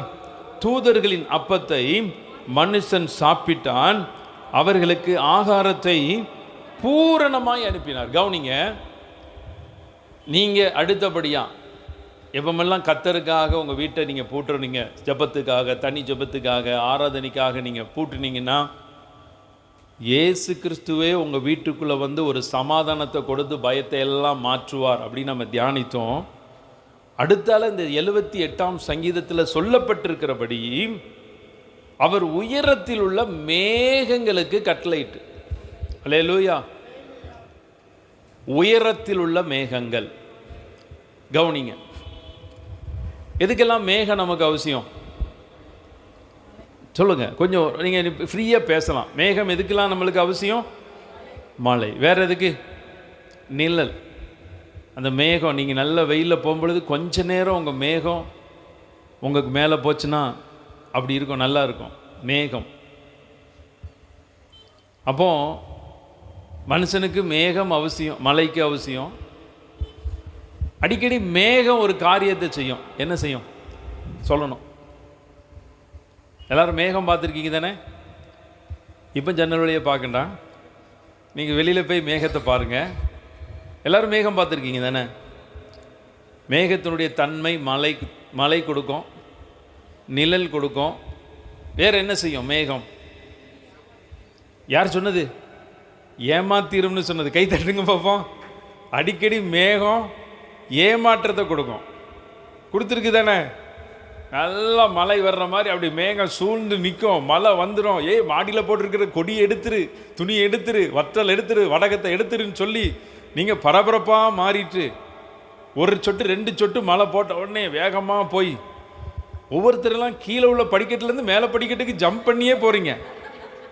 நீங்கள் மழை வரும் பொழுது கீழே உள்ள படிக்கட்டில் தான் காலை வைக்கிங்க, ஜம்ப் பண்ணி அடுத்த படிக்கட்டுக்கு போய், அடுத்த படிக்கட்டு கூட இல்லை, கடைசி படிக்கட்டில் போய் எல்லா துணியும் எடுத்து வந்துட்டு, ஐயா அந்த வத்தலை காய போட்டோமே அதையும் போய் எடுத்துகிட்டு வந்துட்டு நீங்கள் வீட்டில் அமைதியாக ஹாயாக வந்து சோபாவில் உட்கார்ந்த அடுத்த செகண்டு நீங்கள் ஜன்னலை திறந்து பார்த்தீங்கன்னா அந்த மேகம் இருக்காது.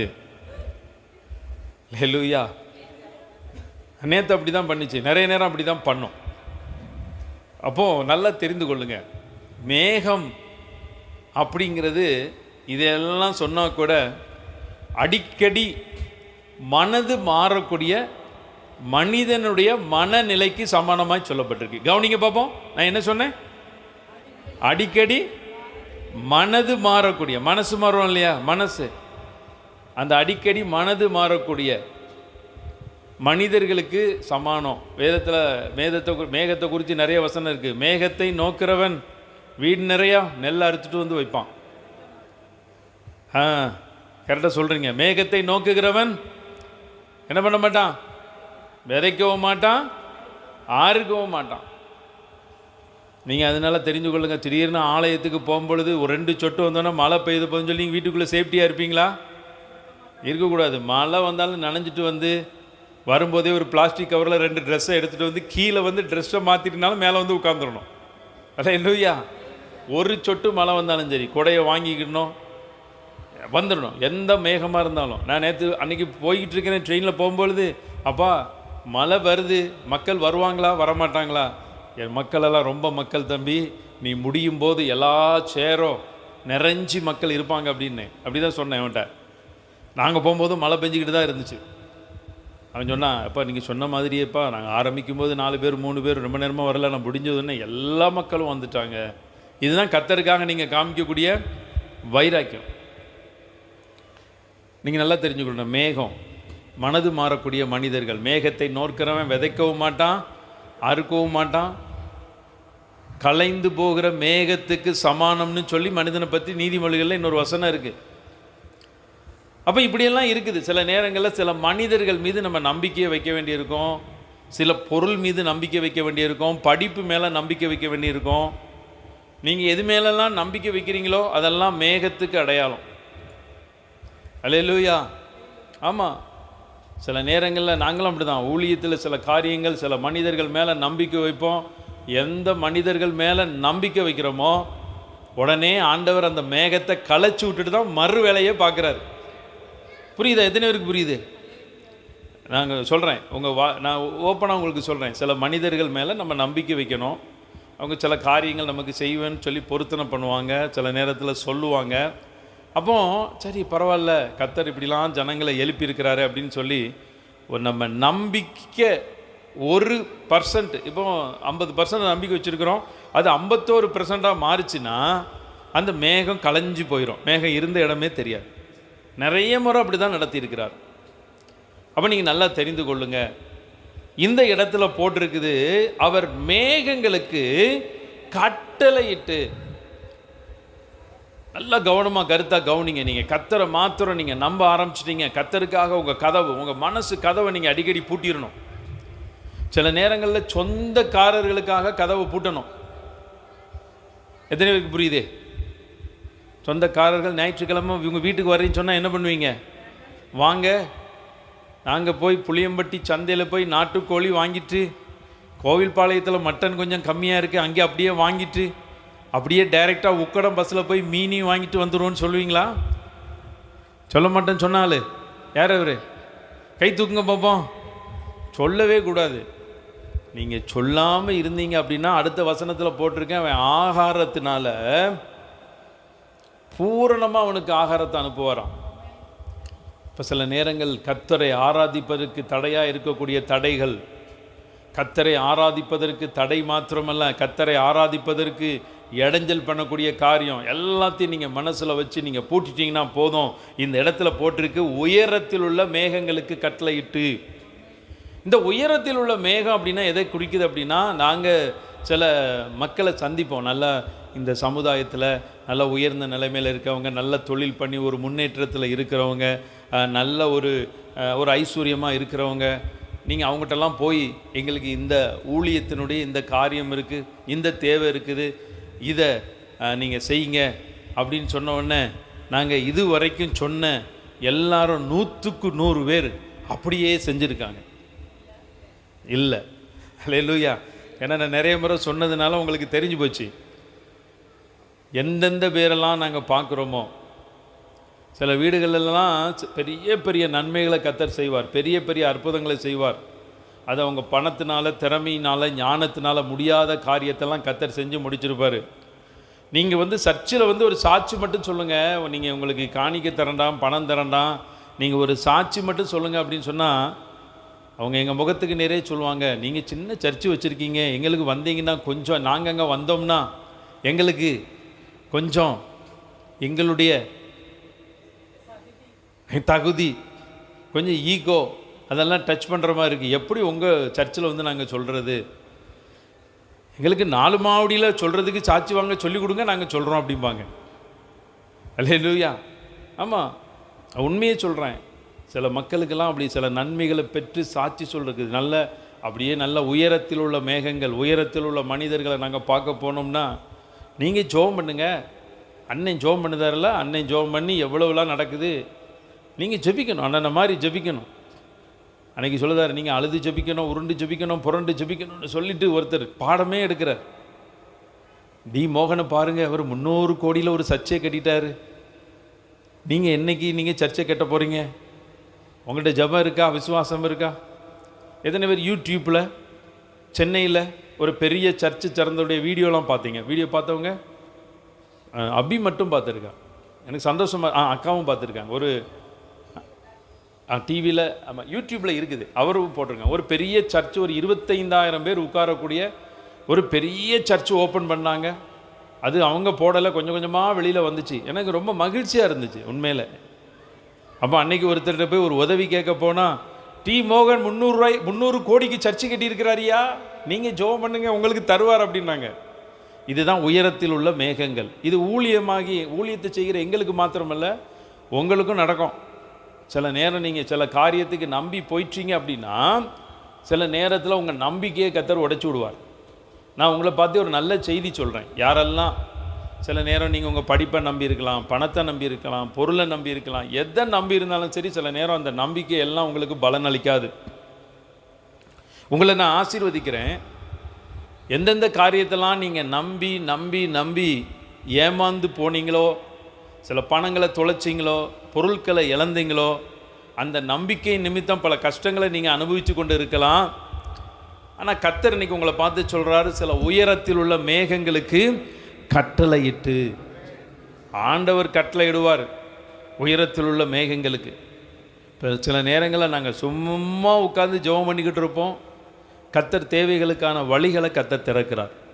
நாங்கள் கஷ்டப்பட்டு போய் ஒவ்வொருத்தரை சந்தித்து ஒவ்வொரு காரியங்களை எக்ஸ்பிளைன் பண்ணி மூச்சை கொடுத்து சொல்லிட்டு வந்து ஏமாற்றமாயி சோர்ந்து போய் அப்படியே உட்காந்து கீழே உட்காந்து ஜெபம் பண்ணிக்கிட்டு இருந்தால், ஜெபம் பண்ணிவிட்டு வீட்டுக்கு போகும்போது அற்புதம் நடந்துடும்.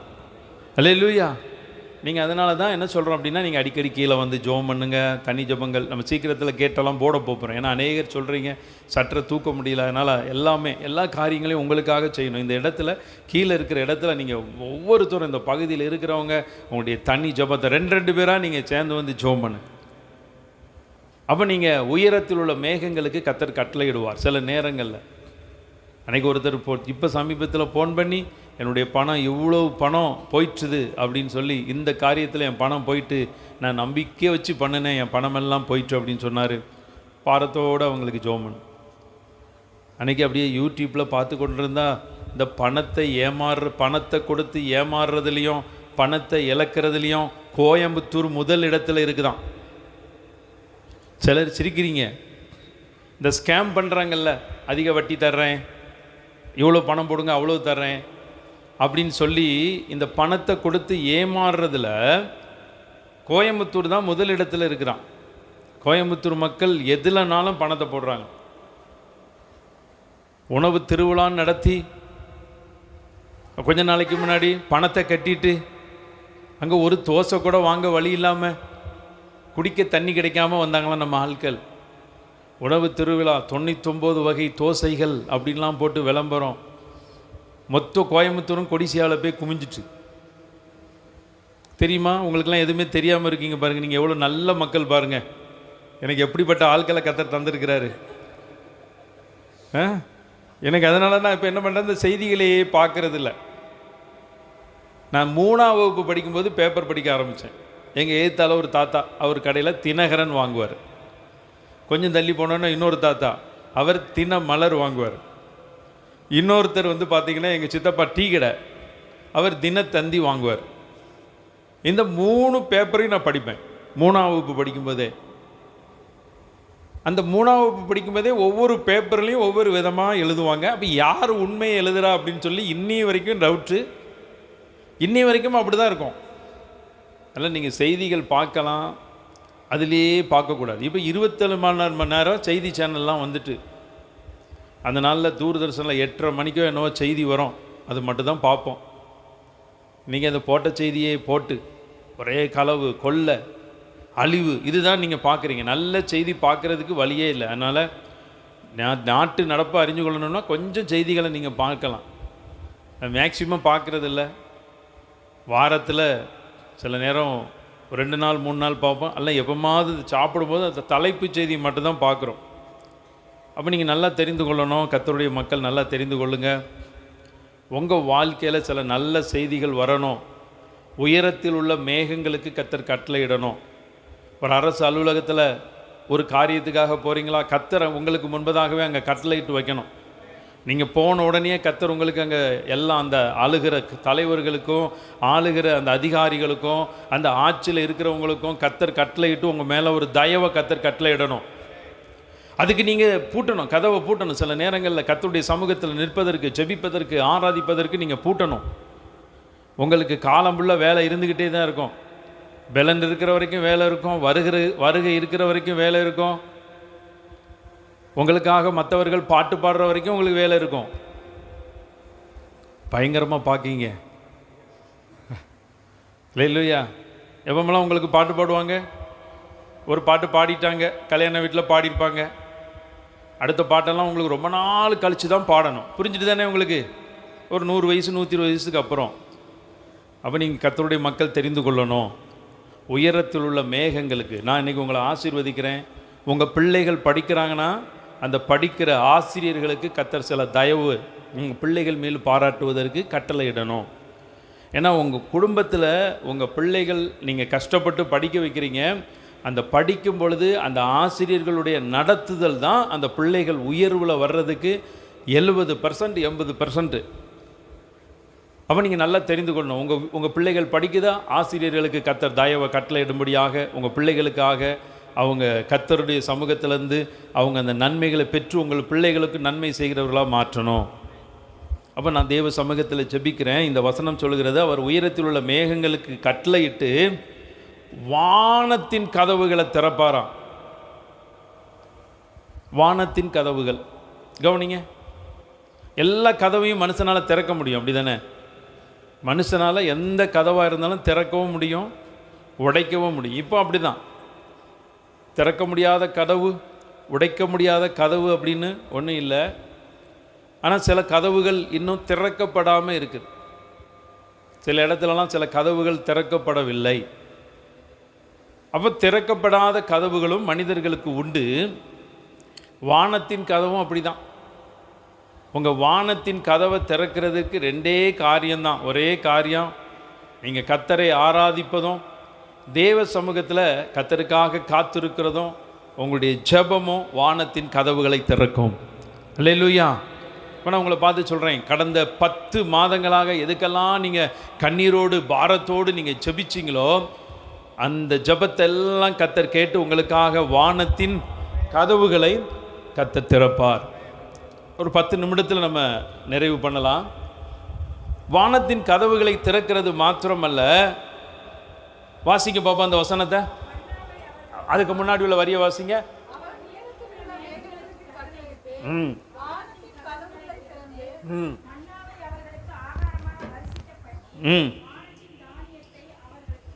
வானத்தின் தானியங்கள், கவனிங்க. வானத்தின் சொல்லுங்க பார்ப்போம். வானத்தின், ஆமாம், வானத்தின் தானியங்கள் அப்படிங்கிறது எதை குறிக்குது அப்படின்னு பார்த்தீங்கன்னா, உச்சிதமான கோதுமை, கண்மலையின் தேன், பல பிரத்யேகமான விசேஷித்த நன்மைகளை பெற்றுக்கொள்கிறத குறிக்கக்கூடிய ஒரு காரியம். அப்போ நீங்கள் கர்த்தருக்காக நீங்கள் ஆலயத்தில் வந்து நீங்கள் உங்களுடைய கதவுகளை பூட்டி, அறை கதவுகளை பூட்டி, மனசை பூட்டி தேவ சமூகத்தில் நீங்கள் உட்காரும் பொழுது கர்த்தர் உங்களுக்காக உயரத்தில் உள்ள மேகங்களுக்கும் கட்டளையிடுவார், வானத்தின் கதவுகளையும் திறப்பார், மன்னாவை அவர்களுக்கு வர்ஷிக்க பண்ணி. மன்னா அது குறித்து நம்ம சொன்னோம்னா இன்னும் டைம் ஆயிரும். நான் தானியத்தை சொல்கிறேன். வானத்தின் தானியத்தை அவர்களுக்கு கொடுத்தார். வானத்தின் மன்னா கேள்விப்பட்டிருக்கிறீங்க, வானத்தின் தானியம் கேள்விப்பட்டிருக்கீங்களா? கேள்விப்பட்டிருக்கீங்களா இது வரைக்கும்? வானத்தின் தானியம் கேள்விப்படவே இல்லை. நான் சொல்கிறேன், பரலோகத்தில் உங்களுடைய பொக்கிஷங்களை சேர்த்து வையுங்கள், அங்கே பூச்சியாவது புழுவாவது திருடனாவது ஆமாம் கெடுக்கிறது இல்லை, கண்ணம் விடுவதில்லை அப்படின்னு சொல்லி நிறைய வார்த்தை இருக்கிறது. அப்போ பாதுகாக்கப்படக்கூடியது. நீங்கள் தேவனுக்காக கர்த்தருக்காக நீங்கள் பூட்டிட்டீங்கன்னா போதும், கர்த்தர் உங்களுடைய தானியங்கள், களஞ்சியங்கள், பொக்கிஷங்கள் எல்லாவற்றையும் கர்த்தர் பாதுகாப்பார். உங்களுடைய பணம், ஒரு பணம் கூட வீணாகாதபடி, தேவையில்லாத செலவு வராதபடி, திருடப்படக்கூடாதபடி கர்த்தர் உங்களுக்கு ஒரு அற்புதத்தை செய்வார். அல்லேலூயா. அந்த வானத்தின் தானியங்கள் நிறைய சொல்லலாம். வானத்தின் தானியங்கள் அப்படிங்கிறது யோவேலில் சொல்லப்பட்டிருக்கிற பச்சிக்கப்பட்ட வருஷங்களின் விளைவை திரும்ப அளிக்கக்கூடிய காரியங்கள். அதுவும் ஒரு அர்த்தம். உங்கள் வாழ்க்கையில் கடந்த வருடங்களில் பச்சிக்கப்படுகிறது, திருடப்படுகிறது, ஏமாற்றப்பட்டு வஞ்சகமாக இழந்த நன்மைகள், இதெல்லாம் கர்த்தர் கொடுப்பார். அதுதான் வானத்தின் தானியம். இப்போ அதனால தான் பார்த்தீங்கன்னா நம்ம கடைகள், வியாபாரங்கள் வைக்கக்கூடிய அநேக மக்கள்கிட்ட சொல்லுவோம், நீங்கள் ஞாயிற்றுக்கிழமை ஒரு மணி நேரமாவது உங்கள் கடைக்கு ஓய்வு கொடுத்துட்டு நீங்கள் குடும்பமாக ஆலயத்துக்கு, பக்கத்தில் இருக்கிற ஆலயங்களுக்கு, எல்லாம் தெரிந்த ஆலயங்களுக்கு நீங்கள் போங்கன்னு சொல்லி நாங்கள் சிலருக்கு சொல்கிறோம். சிலர் போகிறாங்க. நிறைய பேர் வந்து பார்த்தீங்கன்னா, இப்போ நம்ம பக்கத்தில் ஒரு அண்ணன் எப்போவுமே ஞாயிற்றுக்கிழமை கடையை திறந்து வச்சுட்டு குடும்பமாக கடையில் நின்றுக்கிட்டே இருப்பார். கடை எந்த ஒரு ஆலயத்துக்கும் போக மாட்டாங்க. போகும்போது வரும்போதெல்லாம் ஆலயத்தை பூட்டிட்டு, இந்த கதவை பூட்டிட்டு ஆலயத்துக்கு போங்க, கர்த்தர் நன்மை செய்வார், நன்மை செய்வார்னு சொன்ன உடனே ஒருவேளை என்னுடைய தொல்லைக்கு பயந்து போய் இப்போ கதவு பூட்டினாரா என்னன்னு தெரியல. இந்த காலையில் வரும்பொழுதெல்லாம் கதவு பூட்டியிருக்கோம், அப்புறம் 11 மணிக்கு திறந்துடுவார். அது கூட பரவாயில்ல. நான் சொன்னேன், நீங்கள் காலையில் 5 மணிக்கு எழுந்திரிச்சு 6 மணி 7 மணி வரைக்கும் நீங்கள் நடத்திட்டு ஒரு 8லேருந்து ஒரு 10 மணி வரைக்கும் 2 மணி நேரம் ஆலயத்துக்கு போய்ட்டு மறுபடியும் வந்து திறங்க, உங்கள் எல்லா வியாபாரம் வந்துடும். இப்போ வந்து பார்த்தீங்கன்னா அந்த வீட்டில், அந்த குடும்பங்களில் எத்தனையோ நன்மைகளை செய்ய ஆரம்பிக்கிறாரு. அன்றைக்கி அந்த அக்கா சொல்கிறாங்க, நீங்கள் போகும்போது வரும்போதெல்லாம் சொல்லிட்டு போனீங்கல்ல, இன்றைக்கி பூட்டிட்டு எங்கள் ஆலயத்துக்கு போயிட்டாங்க அப்படின்னு சொல்லும். நான் ஏன் சொல்கிறேன் அப்படின்னா, சில நேரங்களில் நீங்கள் கர்த்தருக்காக எந்த காரியத்துக்கு முதலிடம் கொடுத்தாலும் சரி, வானத்தின் தானியங்கள், அந்த மறைக்கப்பட்ட நன்மைகள், மறுக்கப்பட்ட நன்மைகள், பறிக்கப்பட்ட நன்மைகள், பச்சிக்கப்பட்ட வருஷங்களின் விளைவை எல்லாம் கர்த்தர் உங்களுக்கு கொடுத்துருவார்.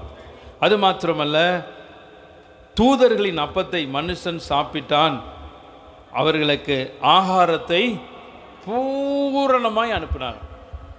நீ நல்லா தெரிந்து கொள்ளுங்க, உங்கள் வாழ்க்கையில் ஆகாரத்தை பூரணமாய் அனுப்புவாராம். ஆகாரத்தை பூரணமாய் அனுப்புகிறது அப்படின்னா என்ன, அதை சொல்லி நம்ம முடிச்சிடலாம். கவனிங்க. இப்போ நீங்கள் சொல்லணும், ஆகாரத்தை பூரணமாய் அனுப்புனார் அப்படின்னு போட்டிருக்கு இல்லையா? இதுக்கு நல்லா தெரிந்து கொள்ளுங்க, எப்பமெல்லாம் நீங்கள் பசியோடு இருக்கிறீங்களோ, எப்பமெல்லாம் நீங்கள் ஒரு ஆகார குறைவுகளோடு இருக்கீங்களோ, நீங்கள் நல்ல பசியோடு இருக்கும்போது நல்லா சாப்பிடணும். உங்கள் வீட்டில் ஆகார குறைவுகள் வரும்பொழுதும் பூரணமாக இருக்கணும். அல்லேலூயா.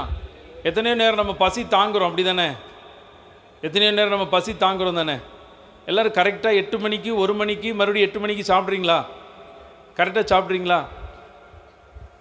அரசியல் தலைவர்களால் கூட சாப்பிட முடியாது, பெரிய பணக்காரங்களால் கூட நீங்கள் டைம் பிரகாரம் சாப்பிட முடியாது. 8 மணிக்கு நான் கரெக்டாக சாப்பிட்றதுன்னு சொல்லுங்கள் பார்ப்போம். முடியாது. 10 மணிக்கு சாப்பிடுவோம், பாத்திரம்லாம் கழுவிட்டு வேலையெல்லாம் முடிச்சுட்டு ரிலாக்ஸாக சாப்பிடுவோம். 1 மணிக்கு சாப்பிட்ருவோமா? நிறைய பேர் 3 மணிக்கு தான் சாப்பிட்றீங்க. 8 மணிக்கு நைட்டு சாப்பிட்றோமா? 8 மணிக்கு முன்னாடி சாப்பிட்டுட்டு அதுக்கப்புறம் 2 மணி நேரம் நல்லா வயிற்றுக்கு ஓய்வு கொடுத்துட்டு சாப்பிட்ணுன்னு சொல்லி இந்த சாப்பிட்றத குறித்து ஒவ்வொரு வீடியோவில் பார்க்குறத பார்த்தா நமக்கு ரொம்ப கஷ்டமாக இருக்குது. அப்படிலாம் சாப்பிட முடியாது. அப்போ நம்ம நேரம் கண்டு சாப்பிட்றோம். நேரம் கண்டு சாப்பிட்றது மாத்திரமல்ல, சில உணவு நமக்கு ஒத்து போகுது, சில உணவு ஒத்து போக மாட்டேங்குது. சில சாப்பிடணும்னு சொல்லக்கூடிய ஆகாரத்தை சில நம்முடைய சரீரத்தினுடைய சூழ்நிலை நிமித்தமாக நம்ம என்ன முடியாது, சாப்பிட முடியாது. இனிப்பே நம்ம சாப்பிட்டுட்டு இருக்க முடியுமா? சாப்பிட முடியாது தானே. சில நேரம் கசப்பு சாப்பிட வேண்டிய அவசியமாக இருக்குது. கசப்புகள் சாப்பிடணும். மட்டனே சாப்பிட முடியுமா? சிக்கனே சாப்பிட முடியுமா? சில கீரைகள், தானியங்கள், காய்கறிகள் எல்லாம் சாப்பிடணும். அப்போ மனிதனுக்கு எல்லாத்தையும் கர்த்தர் சதி விகிதத்தில் கலந்து வச்சிருக்கிறார். நீங்கள் கசப்பு மட்டும்தான் சாப்பிடணும் அப்படின்னு சொன்னீங்கன்னா எவ்வளோ கஷ்டமாக இருக்கும். கசப்பு, இனிப்பு, எல்லா சுவைகளும் மனிதனுடைய வாழ்க்கையில் தேவை. அதுபோல தான் கர்த்தர் சொல்லுதார், உங்களுக்கு வானத்தின் தானியத்தை கொடுத்து தூதர்களின் அப்பத்தை மனுஷனுக்கு கொடுத்து அவர்களுக்கு ஆகாரத்தை பூரணமாய் அனுப்பினார். பூரணம். அப்போ கர்த்தர் பூரணம், பரிபூரணம், சம்பூரணம்லாம் இருக்குது. நீங்கள் பூரணமாக சாப்பிட்டாலே போதும் உங்கள் வாழ்க்கையில். நான் உங்களை எல்லாம் ஆசீர்வதிக்கிறேன். இன்றைக்கி இந்த ஆராதனைக்கு வந்திருக்கிற உங்கள் குடும்பங்களில் ஆகாரங்களை கர்த்தர் பூரணமாய் வைப்பாராக. உங்கள் வீட்டுக்குள்ளெல்லாம் நல்ல ஆகாரங்களை நீங்கள் உங்கள் பிள்ளைகளோட, உங்கள் கணவனோட, உங்களுடைய மனைவியோட, உங்கள் பெற்றோரோட நீங்கள் பூரணமாய் சாப்பிடும்படி கர்த்தர் உங்களுக்கு கிருபை பாராட்டுவார். ஏன் அப்படின்னு பார்த்தீங்கன்னா, சிங்கக்குட்டிகள் தாழ்ச்சி அடைந்து பட்டினியாக இருக்கும், கர்த்தரை தேடுகிறவர்களுக்கோ ஒரு நன்மையும் குறைவுப்படாது. அப்போ உங்கள் வாழ்க்கையில் நீங்கள் கர்த்தருக்காக பூட்டுங்க. செய்தியில் ஒரு 15% சொல்லியிருக்கேன், 5 பக்கம் எழுதுனேன், நேரமின்மை காரணமாக முறிக்கிறேன். இதே உங்களுக்கு போதுன்னு நினைக்கிறேன்.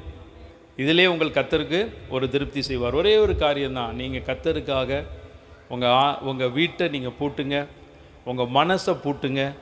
சில நேரங்களில் சில காரியங்களை பூட்டிட்டு அமைதியாக உட்கார வேண்டிய நேரத்தில் நீங்கள் உட்காரணும். தேவ சமூகத்தில் உட்காரும் பொழுது கர்த்தர், நான் இன்றைக்கி உங்களுக்கு தியானித்தபடி, அந்த பூட்டப்பட்டிருக்கிற வீட்டுக்குள்ளே இயேசு கிறிஸ்து உங்களுக்கு சமாதானம். நீங்கள் எப்பமெல்லாம் கர்த்தருக்காக உங்கள் மனசை பூட்டி அலைபாய்கிற மனதெல்லாம் சஞ்சலத்தெல்லாம் விட்டுட்டு, ஐயோ அவசரமாக சர்ச்சுக்கு வந்தோமே, கேஸை பூட்டோமா இல்லையான்னு சொல்லி பயந்துக்கிட்டே நீங்கள் உட்காரக்கூடாது. இந்த வீட்டில் ஃபேனை போட்டோமே ஆஃப் பண்ணோமான்னு வரக்கூடாது. அல்லேலூயா. எப்படினாலும் நீங்கள் கேஸை அடைச்சி பத்திரமா தான் வருவீங்க, பயப்படவே கூடாது. ஃபேன் ஓடனா ஓட்டிட்டு போட்டோம். அப்போ நல்லா கரிந்து கொள்ளுங்க. கர்த்தர் உங்களை பாதுகாப்பார், சமாதானத்தை கொடுப்பார். அடுத்தபடியாக நம்ம வாசித்தபடி உயரத்தில் உள்ள மேகங்களுக்கு கர்த்தர் கட்டளையிடுவார். நிறைவாக ஒரே ஒரு வசனம்தான், அதையும் மாத்திரம் நான் வாசிச்சுட்டு சில அறிவிப்புகளை நான் உங்களுக்கு சொல்ல போகிறேன். சங்கீதம் 107:15 இதை கூட நீங்கள் வாசிங்க. நீங்கள் கர்த்தருக்காக பூட்டும் பொழுது கர்த்தர் உங்கள் வாழ்க்கையில் செய்யக்கூடிய, கர்த்தர் வெண்கல கதவுகளை உடைத்து இரும்பு தாழ்பால்களை முறித்தார் என்று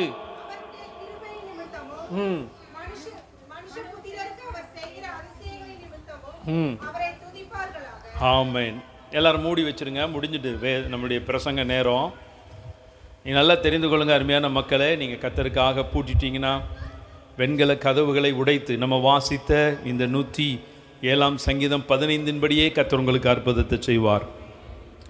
நம்ம எல்லாரையும் எழுந்து நிற்போம். அப்படியே நம்ம எல்லாரும் எழுந்து நின்று இந்த நாளிலே தேவனுடைய சமூகத்தில் நாம் ஜெபிக்க போகிறோம். நம்ம எல்லாரும் எழுந்து நின்று இரு கரங்களை வானத்திற்கு நேராக உயர்த்தி, ஆண்டவரே, நான் உமக்காக என்னுடைய வாழ்க்கையில் என்னென்ன காரியங்களை நான் பூட்ட வேண்டுமோ இன்றையில இருந்து நான் பூட்டுவேன் என்று சொல்லி நீங்கள் இந்த நேரத்தில் நீங்கள் ஆண்டவர் சமூகத்தில் ஒப்பு கொடுக்கும் பொழுது கர்த்தர் உங்களுக்காக சில வாசல்களை திறக்க அவர் ஆயத்தமாயிருக்கிறார். அவருடைய கரங்களில் இன்றைக்கு சில சாவிகள் இருக்கிறது. சில சாவிகளை வைத்து உங்களுக்கான ஆசீர்வாதங்களை திறக்க அவர் ஆயத்தமாக இருக்கிறார். எத்தனை பேருக்கு வேணும்? இன்னைக்கு தேவன் உங்களுக்கு முன்பாக ஒரு புதிய வாசலை திறக்க அவர் ஆயத்தமாக இருக்கிறார். அதற்கு ஒரே காரணம், நீங்க ஆண்டவருக்காக என்னென்ன காரியங்களை பூட்ட வேண்டுமோ நீங்க பூட்டணும். இன்னைக்கு இன்னைக்கு ஒப்பு கொடுங்க. ஆண்டவரே, என்னுடைய வாழ்க்கையில இதுவரை அநேக காரியங்களை நான் திறந்து வைத்திருந்தேன்.